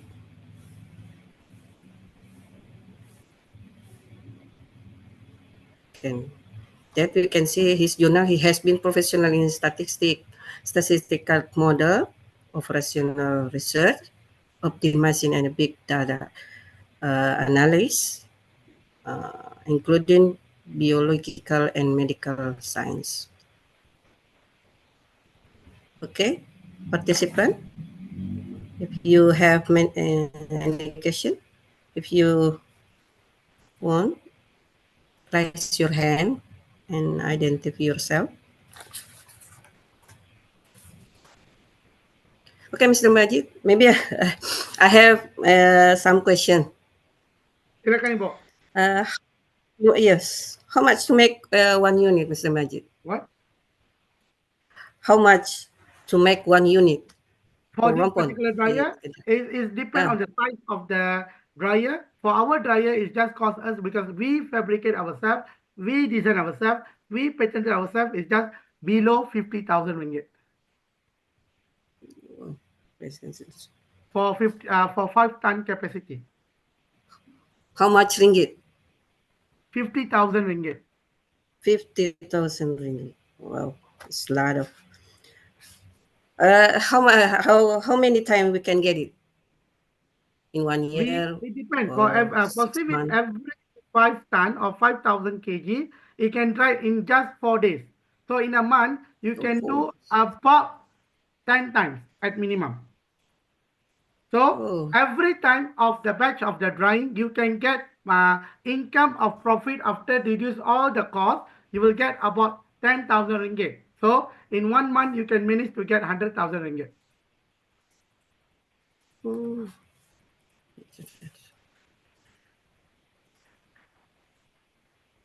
I ever do this job before I going before I am a lecturer, but my company was carried out by big waves, so I have No worries for yeah, because it's a lot of money. No. Because the money we get from the European Union grant, nothing from the Malaysia government. That's why when we coming next week, I coming to Indonesia next week. We're going to meet. We can strategize how we can apply a grant together. I hear that you've been many cities in Indonesia. Maybe sometimes Mr. Majid can do it in Kendari. What, Maslina? Sorry, I cannot hear you. I hear you doing in many cities in Indonesia. Maybe in Mr. Majid. Also, as a in visiting Kendari. professor. You're welcome. Okay, university in Indonesia. Okay. The participant maybe sleep or have any job. Let me invite another speak. Professor in Sinta, MSc, PhD from Gajah Mada University. Mas Diana, mungkin Prof. Cuk dulu. Prof. Selo sedang perjalanan. Gimana, Prof? Sudah siap saya. Ternyata lebih cepat. Oke. Oke. Prof. Selo, time is yours. Okay, let me share my slide. This one.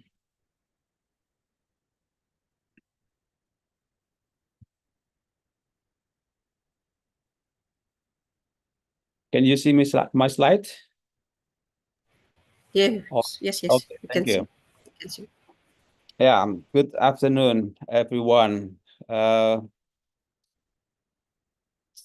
Thank you for the opportunity to talk about my research activities, but actually there's no much I'm done for the last year. The topic is about opportunities and challenges of VANET for ITS. I'm going to talk about the applications of communication networks, a type of communication network that is the ad hoc network for the vehicular networks for the improvement of safety in the ITS, that is intelligent transportation systems. If we talk about digital transformations, then we have to have a good infrastructure for communication systems. There are many type of communication system, of course, and wireless is one of wireless systems is one of type of communication systems that are very broad used in many areas. And now we are going to have more and more devices connected to the to the networks, and the wireless communications. I mean, the wireless system will be more complex. We talk about how we can manage those connected devices.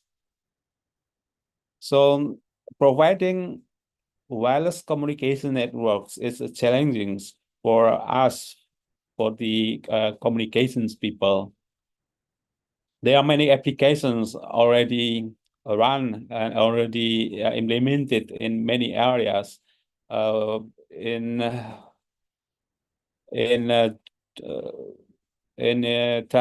transportation system, we have wireless communications for connected car. That is, car will be communicate with other car in a wirelessly mode.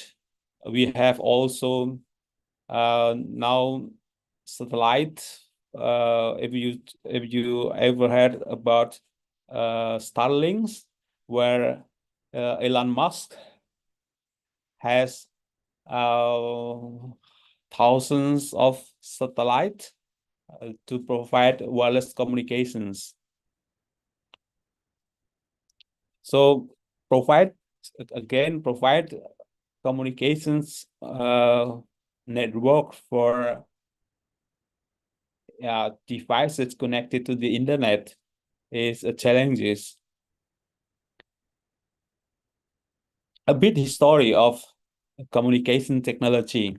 If we learn from the history, then in 1980 we have the first digital communications in the first generations of communication systems. 2.4 kbps at that time was the highest bit rate of communication systems. And today we have already the fifth generations of communication systems. And the next 5 years, in 2030, we will have 6 generations of communication systems where many devices are connected to the internet. Maybe will be billions of devices connected to the internet. Therefore, the wireless communication systems will be challenges for us to provide.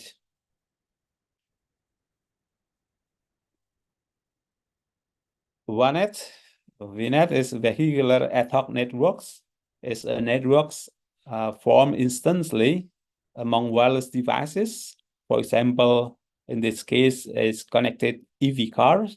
Now we have more and more EV cars in our environments, in our roads, and then ITS, Intelligent Transportation Systems, is aimed to using modern computers and communication systems to make travel smarter, faster, safer, and more convenience. So the point is that ITS want to provide a good transportation systems for us, and the VANET provide a networks of communication systems that kind of ad hoc networks, connections of several cars, in this case EV cars.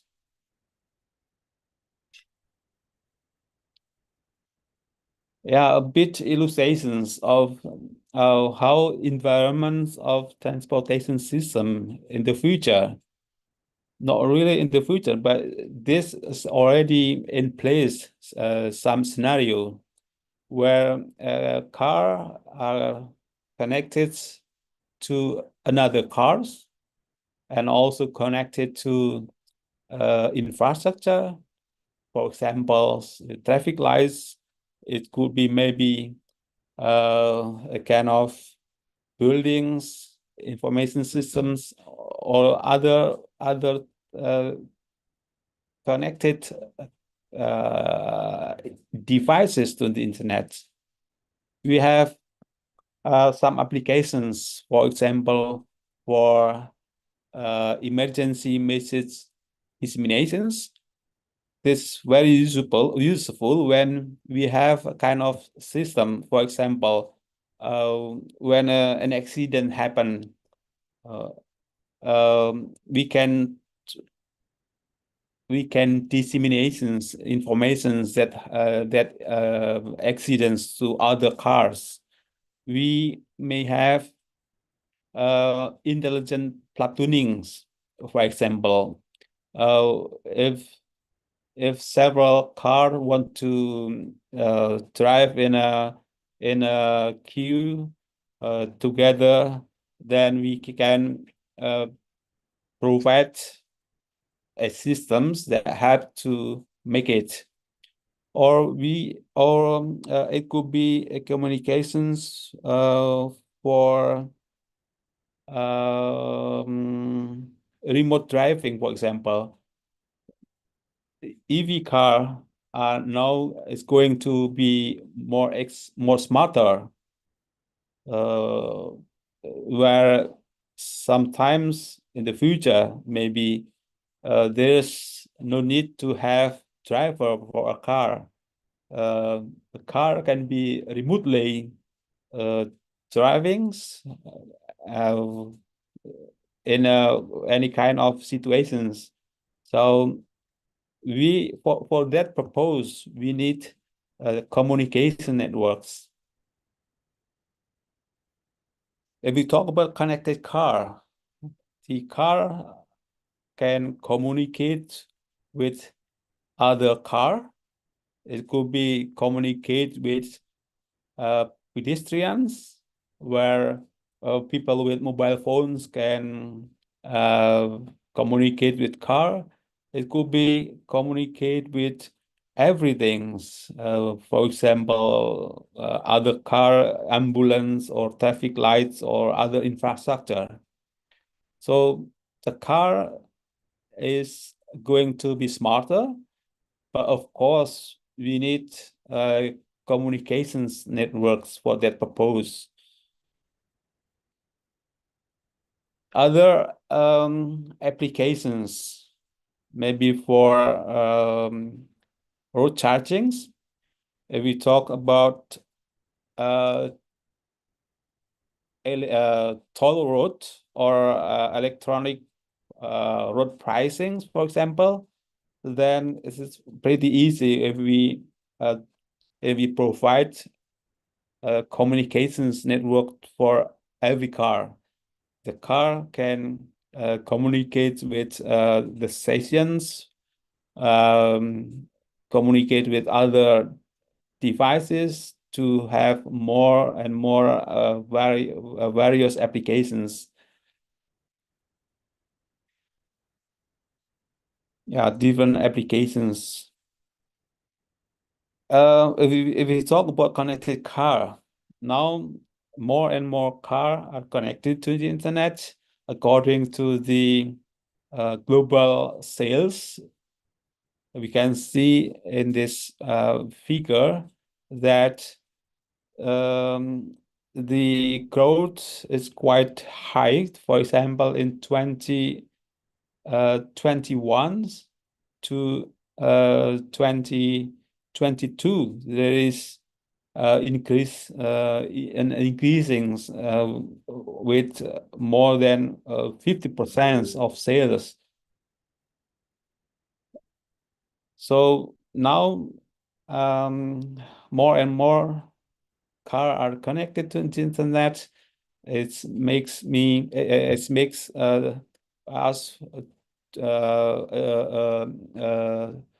what we call challenge to provide communication network for that situations. It is predicted in the future, maybe 10 years, next 10 years, the number of EV car will reach to 800 more millions units cars. So it's a big of number. It means that in order to cars can be connected to the internet, then we need again communication networks, and the ad hoc communication networks among cars are promising for the applications of ITS. Again, I'm back to the ITS visions.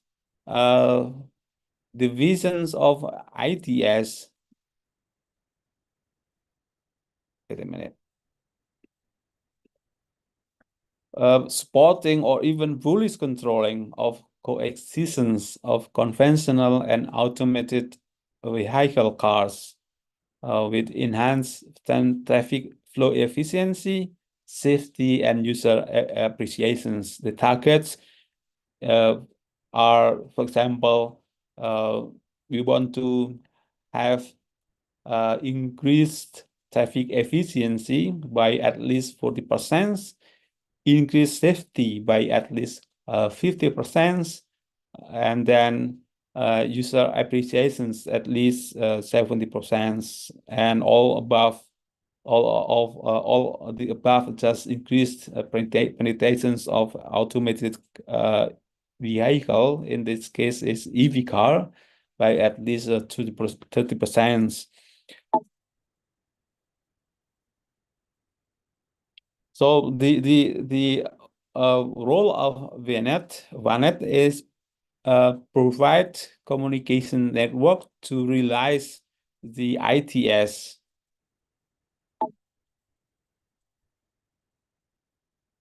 The reason is that now the traffic is quite bad situations. If we talk about the accidents, for example, accidents that caused by human errors is about more than 92%. This is because, for example, distractions. It could be also because of the driver response that are slow. And we all know that the growth of cars is amazingly. Indonesia, for example, each year produce more than maybe to millions new car going to the road, it means that the traffics will be more and more complex, and it is difficult to control. So the density will also increase, that might lead to congestions, and it might lead to safety threat. So VANET can be applied to provide the implementations of ITS to have more enhanced safety, improve traffic flow, and provide real-time road data. So it is just repetitions. The infrastructure of VANET, it's normal internet connection. Actually, it's depend on the current technologies, 4G, 5G, and next will be 6G technologies. But in addition, we have ad hoc networks formed by the connections of several cars connected to each other.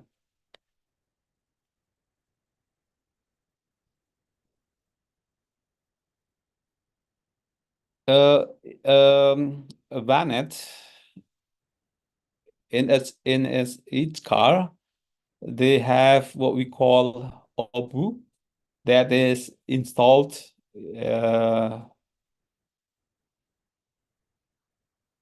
in vehicles for message disseminations. OBU stand for onboard units. The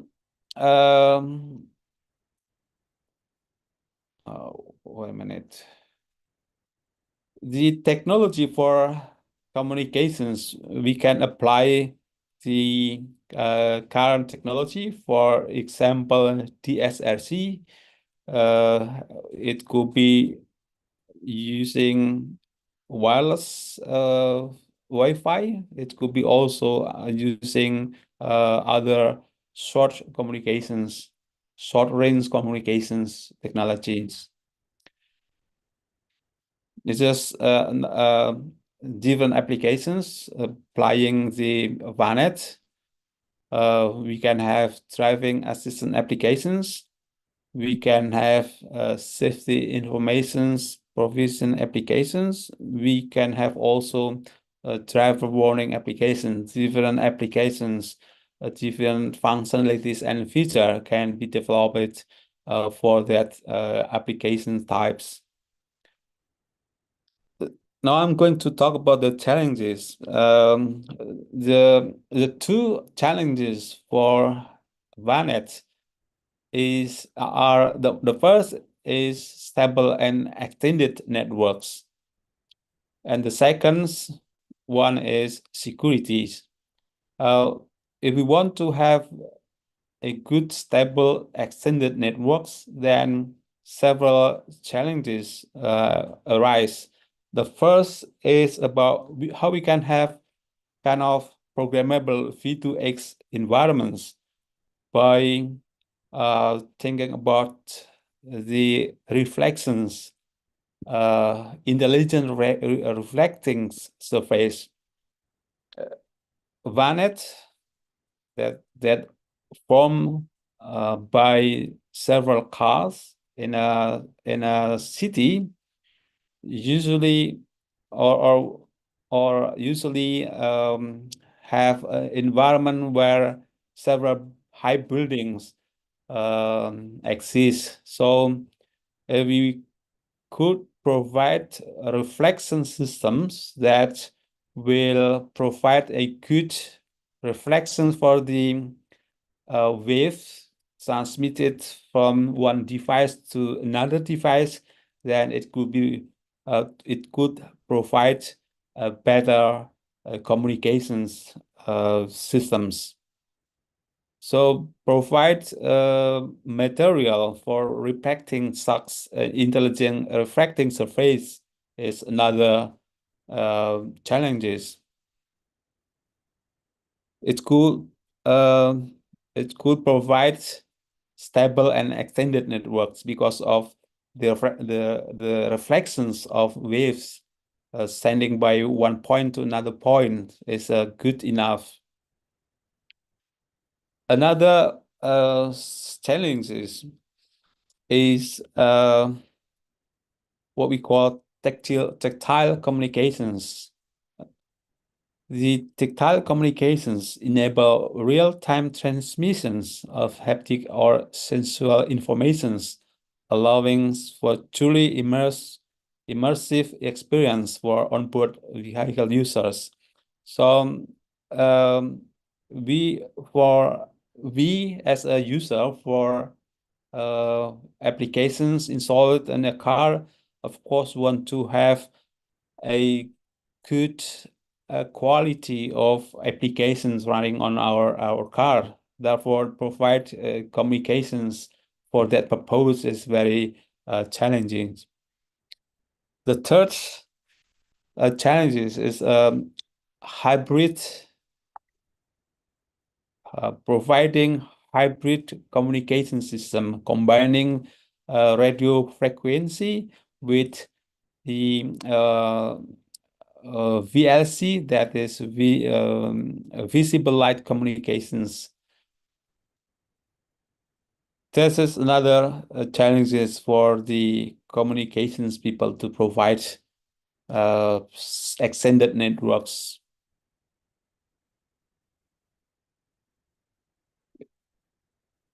The second challenge is security, where blockchain is one of security, one of concept that people think to be implemented in security. Blockchain can provide a wide range of enhanced security and privacy services without requiring any third parties. For example, for mission-critical messages should have ultra resilience security to deal with potential malicious attacks. So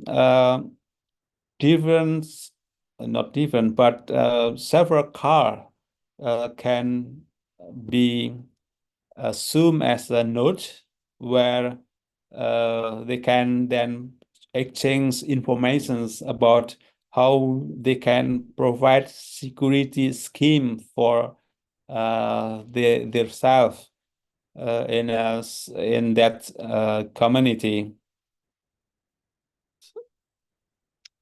Three main services, if we think about implementations of blockchain for security, especially for V2X, vehicle to everything's, are payment service or reputations measurements, and also for data authentications.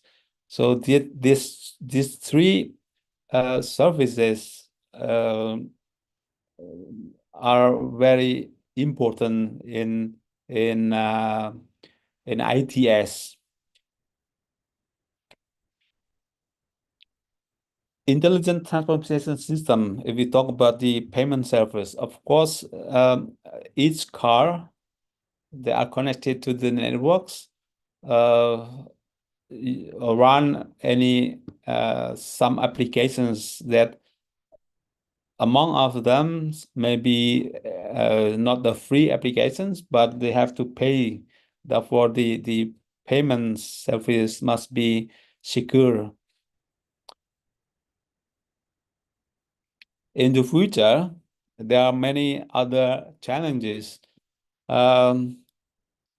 Managing real-time data, integrating the IoT for enhanced safety, and ensuring interoperability in heterogeneous IUV systems is another challenges. Another will be standards. Different vendors, they might have a different technology, different standard. Therefore, if we think about interoperability, then we need to have kind of standardized communication protocol. For the 60-bit V2X, there are many challenges arise because in the 60 environments, billions of devices, among of them are AI-driven, provide the communications networks for such situations is a great challenges.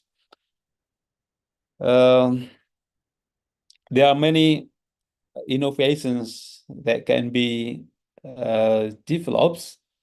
For example, if you see in the right side, different applications. For example, here, Dorsey's driver advisory, in-car personalizations, visual safety codes, voice-activated safety alerts, and so on. There are many applications for ITS running on VANET. So the things that I want to say in these presentations is that many challenges if we want to provide ad hoc networks for EV for the applications of intelligence transportation systems. For the summary of my talks, I want to say that VANET are vital for enhancing road safety and traffic management. This will lead to several works that we have to done.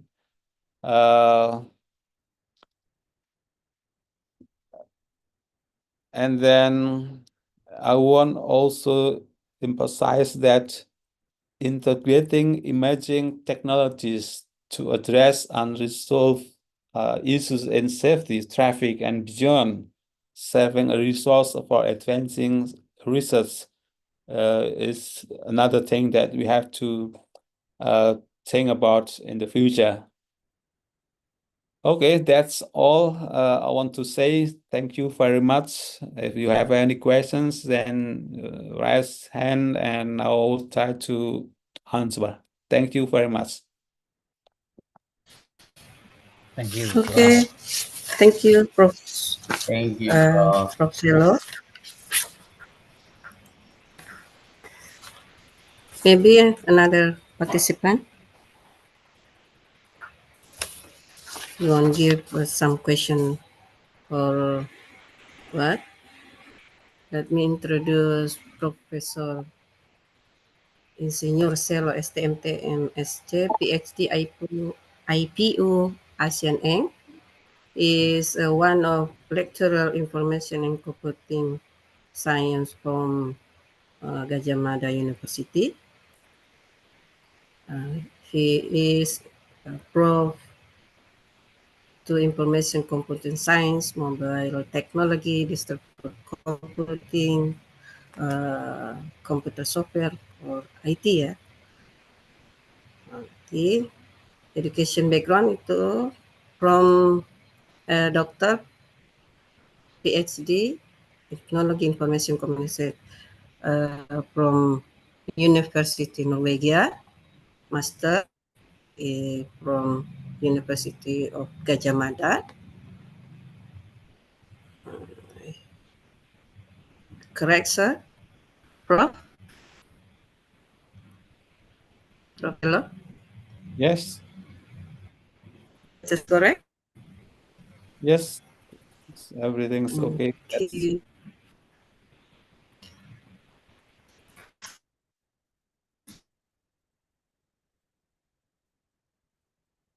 Participant, you wanna give some question for? Give you some question, Prof. Please. Hello, hi, Assalamualaikum, Prof. Zelo. Can you hear Yeah. me, Prof. Zelo? Prof.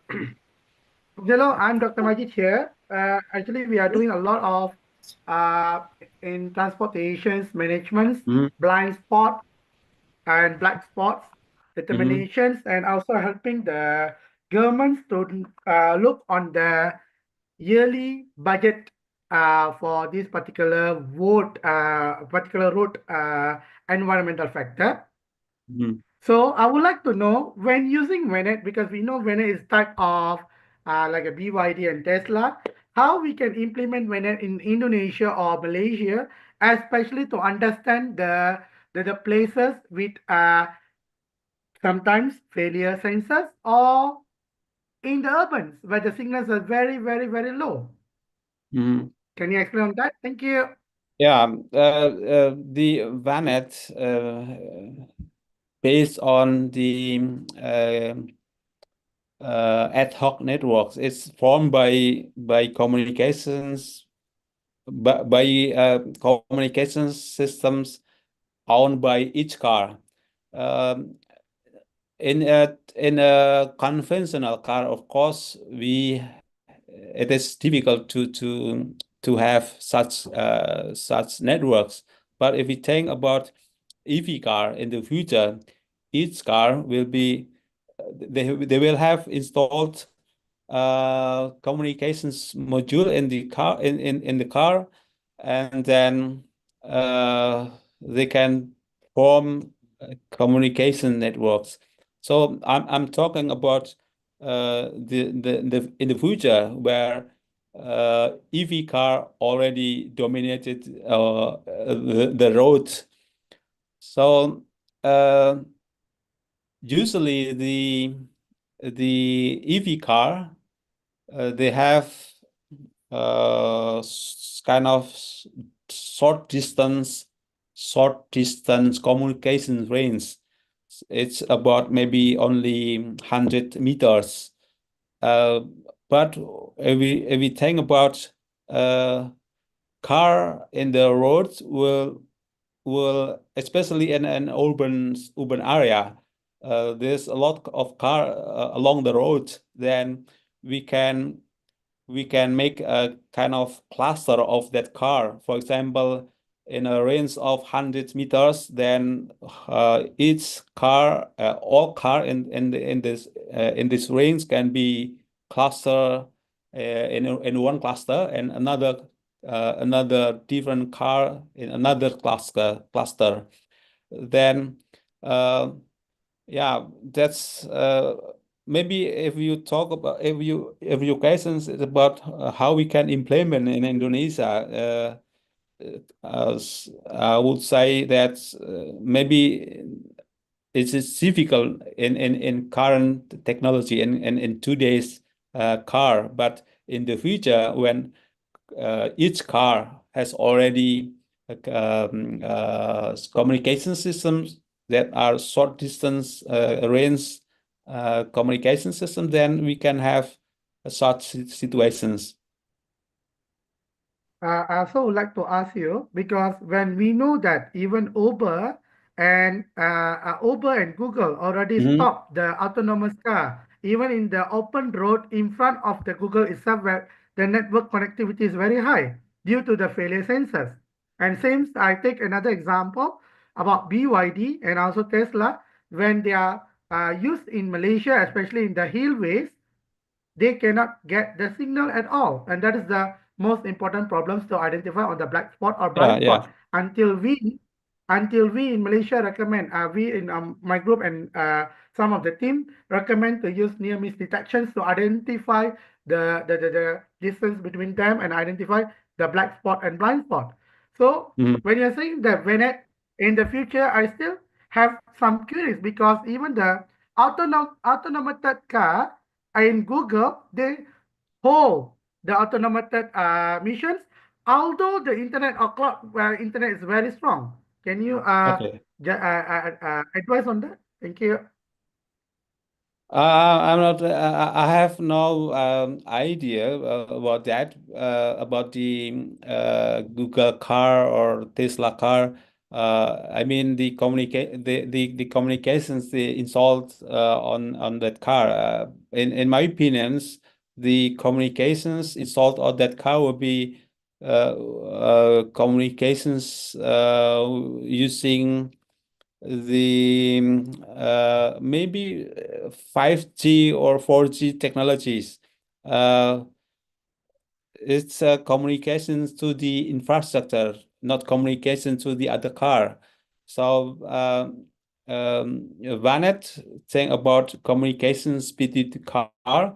Of course, many things we have to think how we can provide stable communication networks, because when car moving in the roads, the speeds are not always in the similar speeds.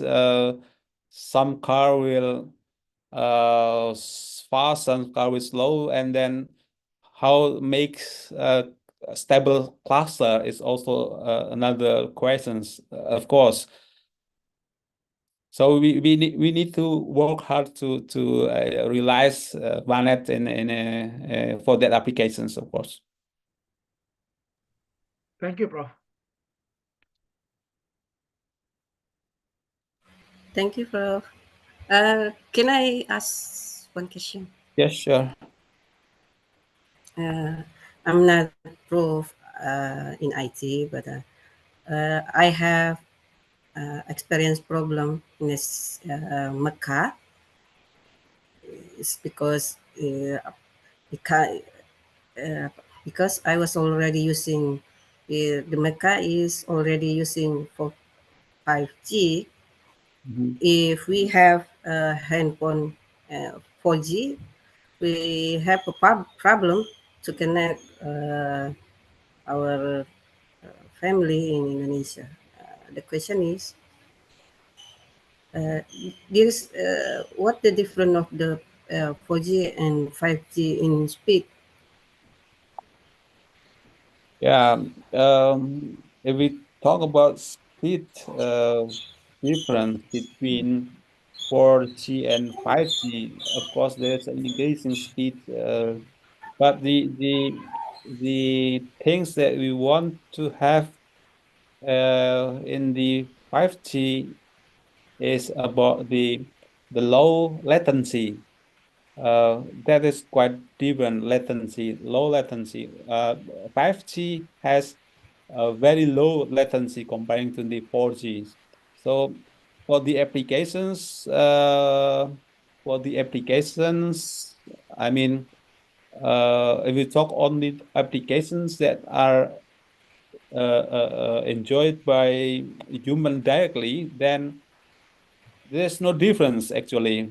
We can use 4G and 5G in similar experience. If we, for example, watching movies, watching whatever, playing games, 4G and 5G may be the same experience. But if you talk about industrial applications, for example, teleoperations in medical environment or telerobots, then we need very low latency, very low delays. So 5G provide a better latency there than 4G. If we have for handphone 4G, can we get upgrade to 5G? No. It depends on the devices, mobile devices. If usually not all mobile devices, they have a communications module for the 5G. So if you buy new mobile phones, then you have to make sure that your new mobile phones they have provide capability for 5G connections. Then it's depends only. I mean, then it's depend on the service provider. Either they provide 5G, 4G, or both of them. So it depends on your mobile phone sports. Thank you, Prof, for explaining. Next, I would like to invite Professor Chuk Supriyadi. Mr. Prof. Chuk Supriyadi, are you still with me? Okay. Thank you. Okay, the time is Thank you, Mas yours. Ana. Okay, let me share my presentation.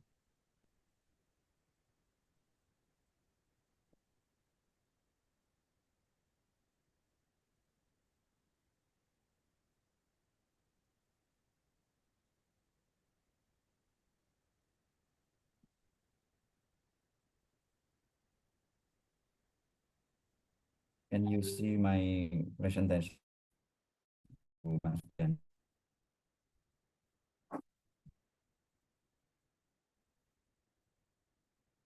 Hello. Yes, I see.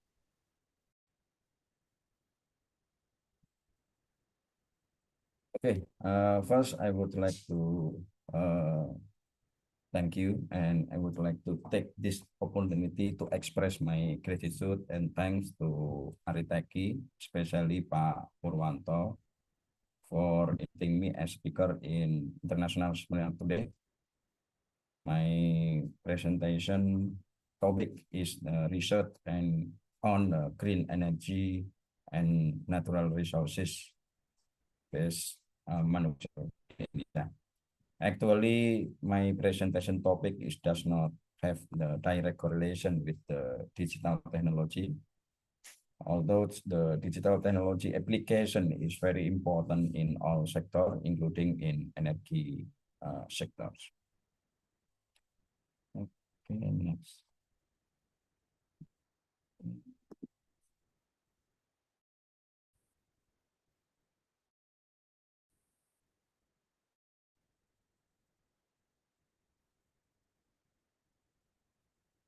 Okay, as we know that in the first speech of the President Indonesia in inauguration, Pak Prabowo have initiated to achieve the energy self-sufficient, as they mentioned that we must be self-sufficient in energy, and we are capable to pay. So because the God have given us the gift of plants, it's for us to be of other nation. So we Indonesia has rich oil palm, can produce the diesel fuel and gasoline. Besides that, we also have the cassava, sugarcane, sagu, corn, and others. So the energy is very important in the next future. So as we know that Indonesia has large, widespread and diverse renewable energy potential to support the national energy security and achieve renewable energy mix target. In this screen, we can see that our potential is very large. About the total of the potential of the new and renewable energy is the 3,600 tons of the solar, wind, hydro, ocean, bioenergy, geothermal, coal-gasification, and astral. But if we see the installed capacity, just 13 gigawatt. What is the meaning? The utilization of our potential of new and renewable energy is still lower than the 0.5%. So we need to have the development program in all of the renewable energy resources. For example, for solar, we need to make them more PV rooftop and PV large scale, and also the floating PV. For wind, we can plan to install the wind onshore and offshore and so on. Especially in bioenergy, as we know that the government have commitment to increase the biodiesel mix, and next year, diesel 40% will be implemented in the early of 2025, and also the bioafter and biomass to implement in the coal-fired power plant. And then I would like to introduce what is the National Research and Innovation Agency, or BRIN. BRIN is combination of all institute, consists of the PPBT, LIPI, Batan, Lapan, and also the research center from the ministry all over Indonesian government. So the BRIN is only the government research center in Indonesia right now, with the total employee more than 13,000 person. And BRIN is policy support both for the national and regional governments, and then executing agency to conduct the research and innovation in all sectors in Indonesia. And the function number 3 is BRIN also as the funding agency to strengthening the national research and innovation ecosystem in Indonesia. Next, I would like to introduce several research in energy sector and also structure. First is biomass additive. The biomass additive is very important to overcome the alkali and chlorine. So we can the problem in boilers such as the slaking, falling, corrosion problem when we implement the biomass in the coal-fired plant. And now this product already tested on combustion test using the laboratory scale boiler in STBJ Habibie in Serpong, and we already developed additive formula variation, and we already in the trials. Now, during the development of this technology, we collaborate with the PT PLN Nusantara Services and also the Indonesian Renewable Energy Cooperation. What is the advantage of this biomass additive? Our additive is effective and efficient in mitigating the occurrence of slaking, falling, and corrosion in caused by biomass, because boiler, the existing boiler is designed for the coal, but when we implement the biomass, some problem will be occur. And then the next advantage is the assisting in increasing firing of palm oil waste boiler in order to support emission.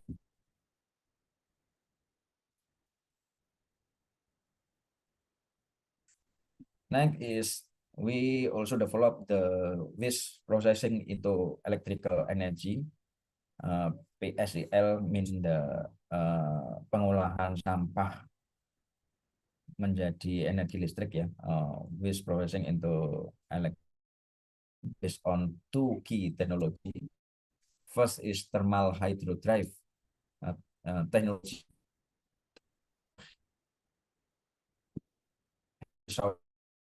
and recycle technology to produce the electricity.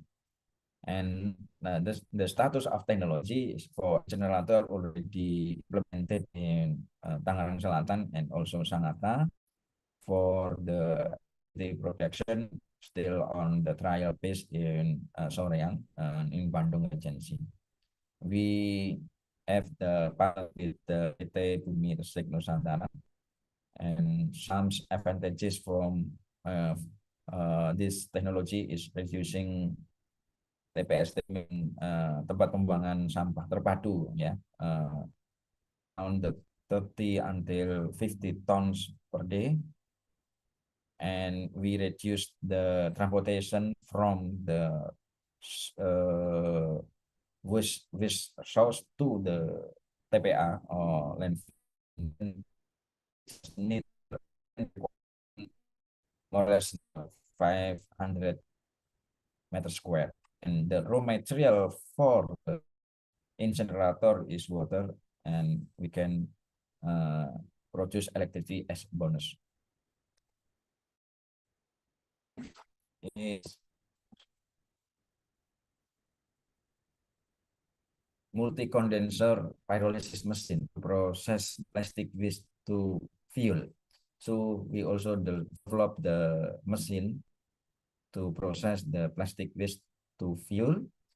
The technology already application in more than 50 locations in Indonesia, and right now already listed in e-catalog. So all of the people can buy in the e-catalog. And then we have the partnership with the Banjarnegara. Some and our advantages is the reduced CO2 emission, and then the profit up to 4,000 something per liter of fuel, and the quality of fuel and vehicle that use the plastic waste has been tested by Brin and Lemmiga's laboratory. Next, we also convert biomass to fuel charge. This technology proper selection of the pyrolysis reactor, temperature and time regulation. The some advantages are the increase in soil fertilization, and then improve water retention, neutralize soil acidity, reducing carbon emission, and so on. And next is work and it mixed. So because the next year the government will implement the more high mix B40, so we need to mitigate the some problem of the biodiesel. If we not proper to store and handling of the diesel, the water will need to remove from the fuel. And the technology now is trial stage at the Jafa, and our advantages are able to use water content up to less than 250 ppm, and this one is suitable for off-spec fuel treatment. And then by improving the mixture content, it can reduce waste of spec fuel and extend fuel life. And for the information, we will try implement it in couple in shipping. And then we also utilize the palm oil waste or pome to be the biogas, and the partnership with the and also the PLN. The advantages of this technology, we utilize as renewable fuel source, and of course the environmentally friendly and emission-free can be used to generate electricity. And in the PTPN, we already tried to use the biogas to co-firing of the coal power plant. And also we can use for the fuel substitution for vehicle or truck. And then the power plant, both condensing and binary technology, and we starting the joint development with the Sumitomo industry. So in progress and to the MOU. And then the advantages of this technology is modular type of geothermal type, which is the small 3 until 5 megawatt. So because the modular technology is faster mobilization of the modular geothermal, more efficient and high local content. And then also the hydrogen. So as we know that the next government also will push for the electric one of it is the hydrogen-based vehicle. So in here, we have the collaboration with PT Toyota Motor Manufacturing to develop the hydrogen-based vehicle in Indonesia.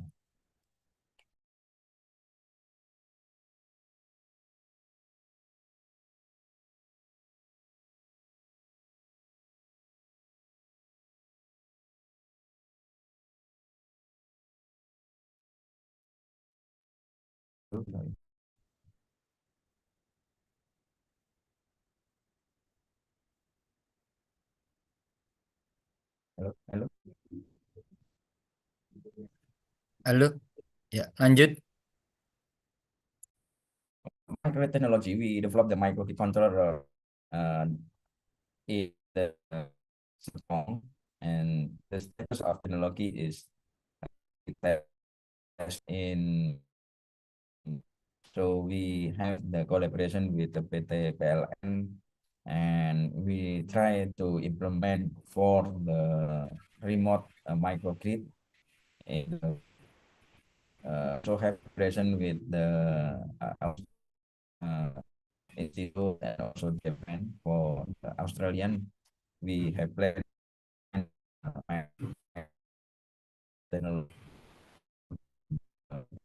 we try to implement the microgrid in Kalimantan. Next is electric vehicles. We develop both the two-wheeler and four-wheeler charging station, and we already have the collaboration with the and the gist of the technology is TKDN or local content above the 50%, and we implement thing and also solution of the from the country. And then carbon capture with the technology. In this technology, we can absorb the carbon from the air directly.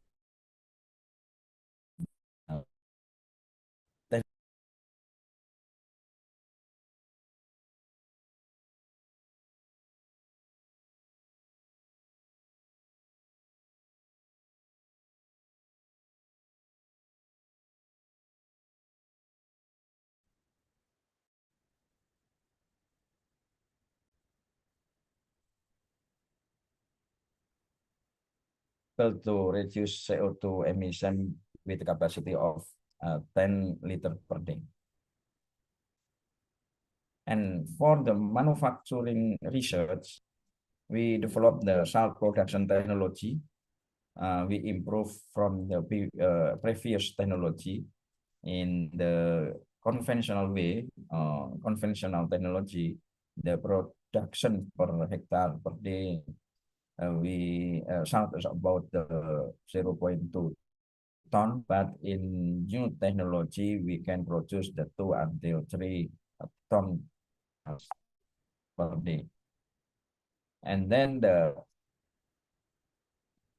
for installation, depend on the capacity. If we install 300 ton per year, we need 2 until 3 months, and to the capacity 40,000 ton years, we need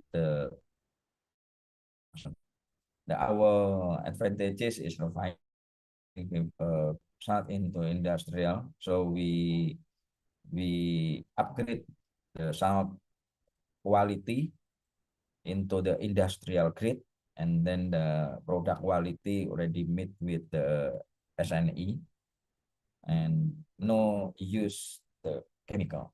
And then slow release fertilizer. The advantage of this technology on the product is save fertilizer until 50%. So if we use this product, the farmer will can save the fertilizer 30 until 40%. And on the other hand, the production of the farm also increase until 10%. So this one also the environmentally friendly.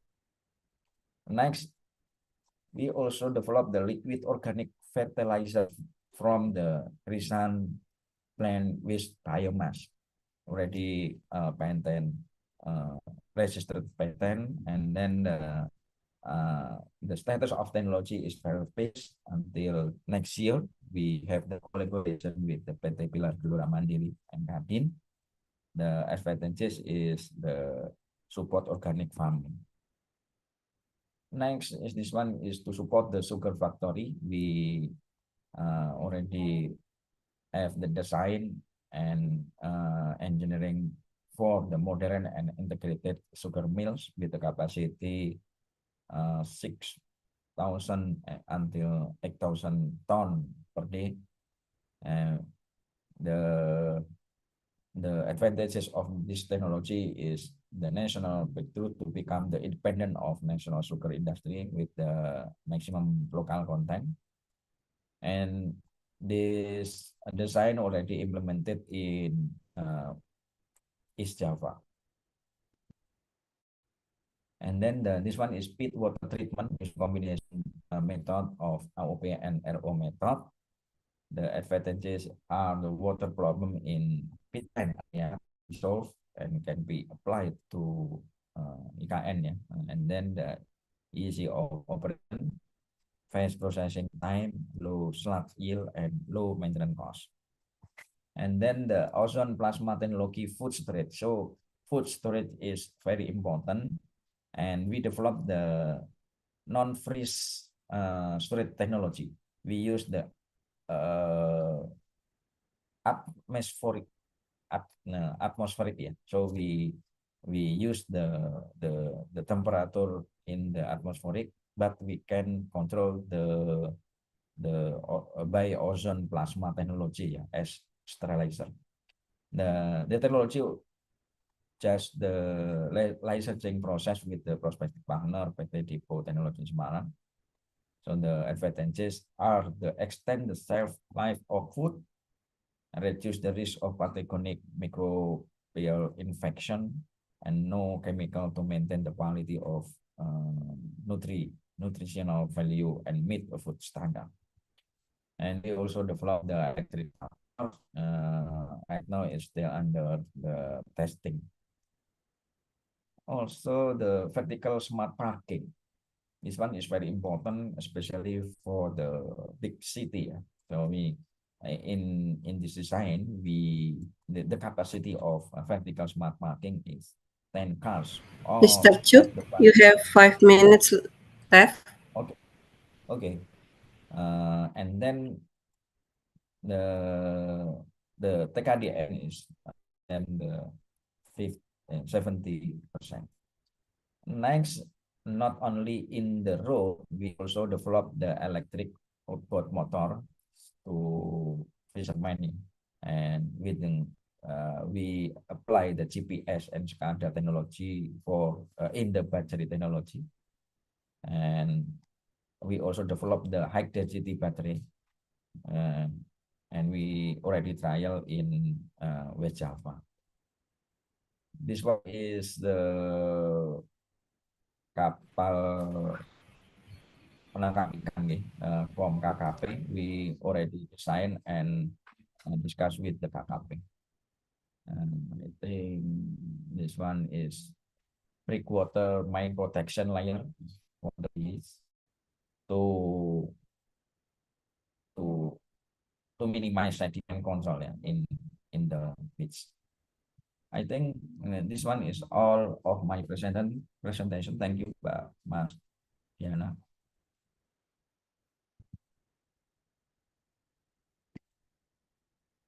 Jika ada pertanyaan, you can deliver in bahasa juga, no problem ya, Mbak Mas Diana.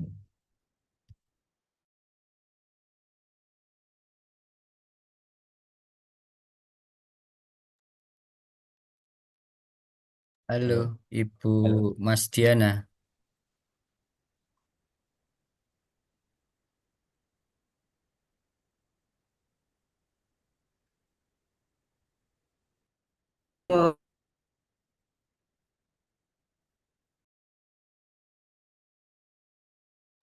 Halo, Ibu Mas Diana. Wifi trouble. Ya, saya Ya,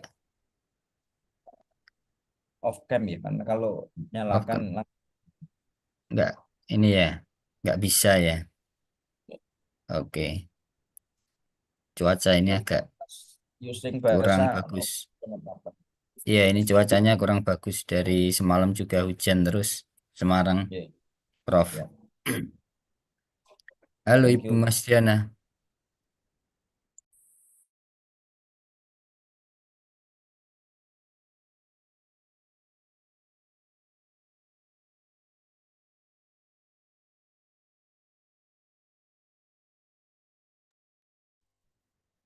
Oke, terima kasih Prof.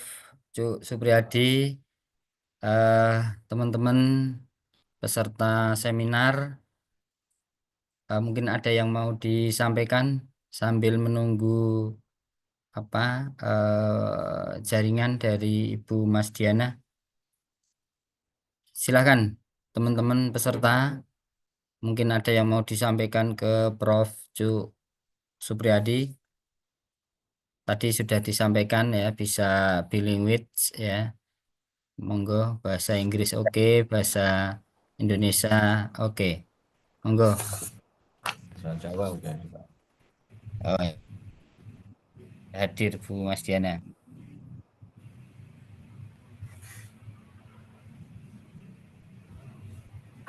Pak Muhammad Asis. Tidak ada ya Pak ya? Pak Pur hari ini. Oke, we have next, ladies and gentlemen, Dr. M. Muhammad Asis Kim.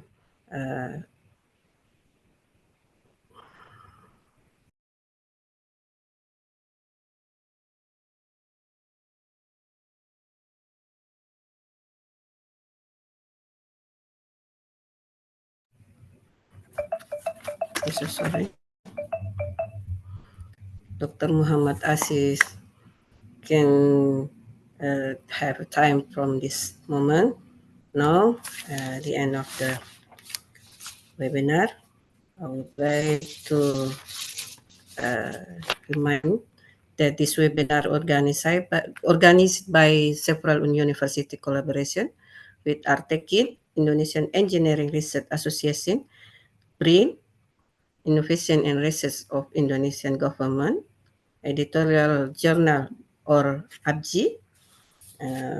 We have hand-in-hand to work and make this webinar will be success. And thank you very much to all speakers I see you transfer your knowledge and result of your research. I hope this collaboration will give us a bigger impact for our webinar participation. We have best experience, ideas, and thank you very much. Next, Mrs. Ariana. Mrs. Ariana, are you still with me? My proses bergabung, sedang proses untuk bergabung. Oke. Ya, lanjut untuk foto bersama mungkin. Oh, iya. Ucapan terima kasih.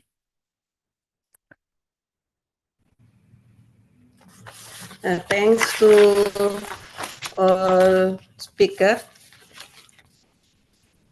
especially to Dr. Muhammad Faisal, PhD, Honorable Dr.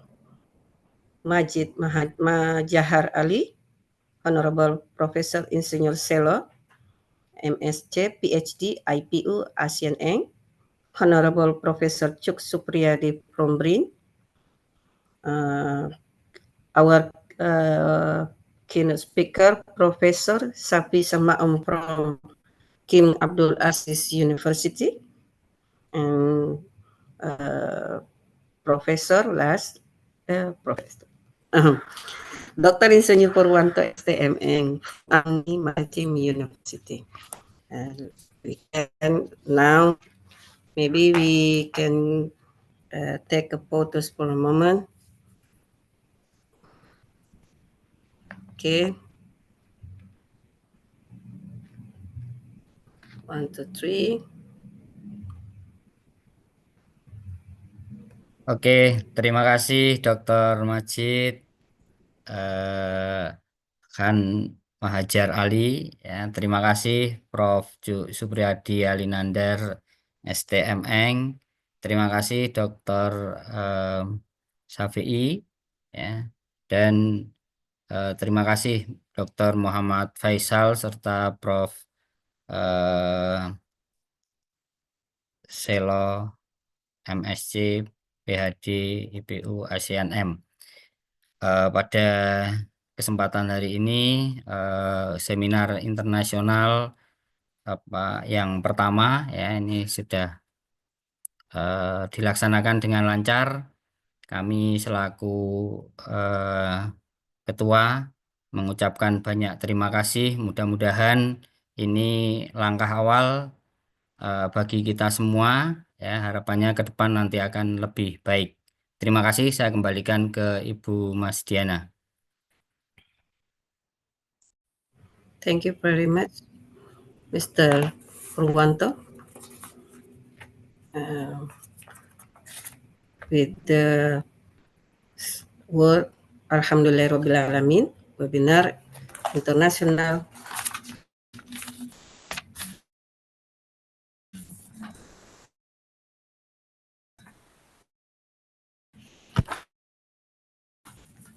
Conference of Indonesian Engineering Research. Don't forget to absent.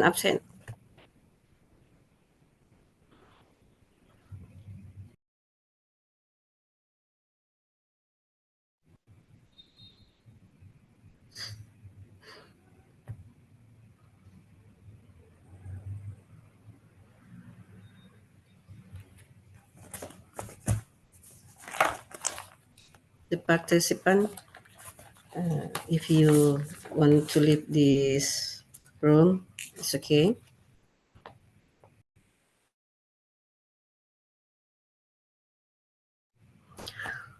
Oh yeah, Mr. Purnomo, are you still with me? Mr. Halo. Purnomo, Ya, halo. the certificate, many of participants besok. Oh, tomorrow. certificate. Tomorrow. By email. Ya, by Okay. email. Okay. Halo, Thank you. Mbak Devi, untuk narasumber sertifikatnya. Sudah belum? Sudah kami proses ya, Pak.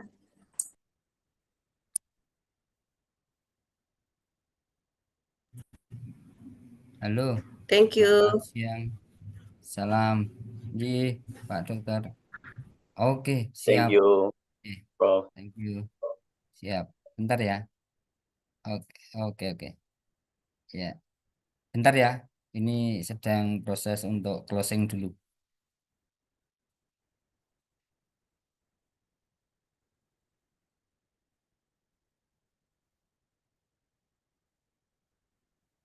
Oke, Ibu Mas Diana, mungkin kita bisa foto bersama dulu untuk sambil menunggu apa sertifikat yang sedang diproses Ibu Devi. Ya, mungkin peserta bisa sambil mengisi absensi, kemudian kita bisa foto bersama.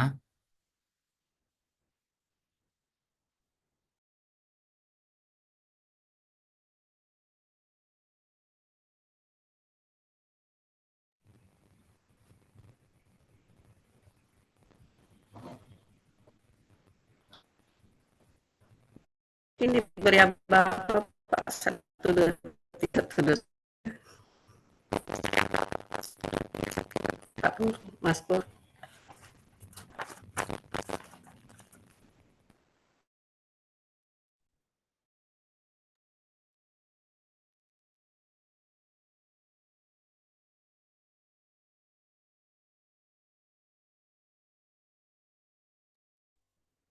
Halo, gimana Ibu Mas Diana? Halo Mbak Devi, siang. Halo, Pak. Ada yang saya bantu? Untuk foto bersama Mbak Devi, Oke, peserta, ya, semua live video mungkin. okay. I want to take the picture with a presenter, participant in the seminar this day. I hope all participants can on cam, and I want to start with a one slide and 1, 2, 3. Okay, can holding your smile, please. Next, I want to take a picture with a next slide. 1, 2, 3. Okay. Next slide is slide number 3. 1, 2, 3. Okay, thank you very much. Thank you. Oke, thank you. Terima kasih semuanya yang sudah hadir pada kesempatan siang hari ini. Terima kasih Ibu Mas Diana. Terima kasih semua peserta. Untuk sertifikat nanti akan kita bagikan besok ya. Nanti by link Zoom meeting, by link untuk sertifikat. Terima kasih semuanya Bapak Ibu. Terima kasih supportnya. Mohon doanya mudah-mudahan kegiatan seperti ini nanti kita dapat kita kembangkan lebih baik lagi. Terima kasih. Assalamualaikum warahmatullahi wabarakatuh. Waalaikumsalam. Salam warahmatullahi Waalaikumsalam wabarakatuh. warahmatullahi wabarakatuh. Waalaikumsalam warahmatullahi wabarakatuh. Terima kasih, Waalaikumsalam warahmatullahi wabarakatuh. Terima Prof. kasih.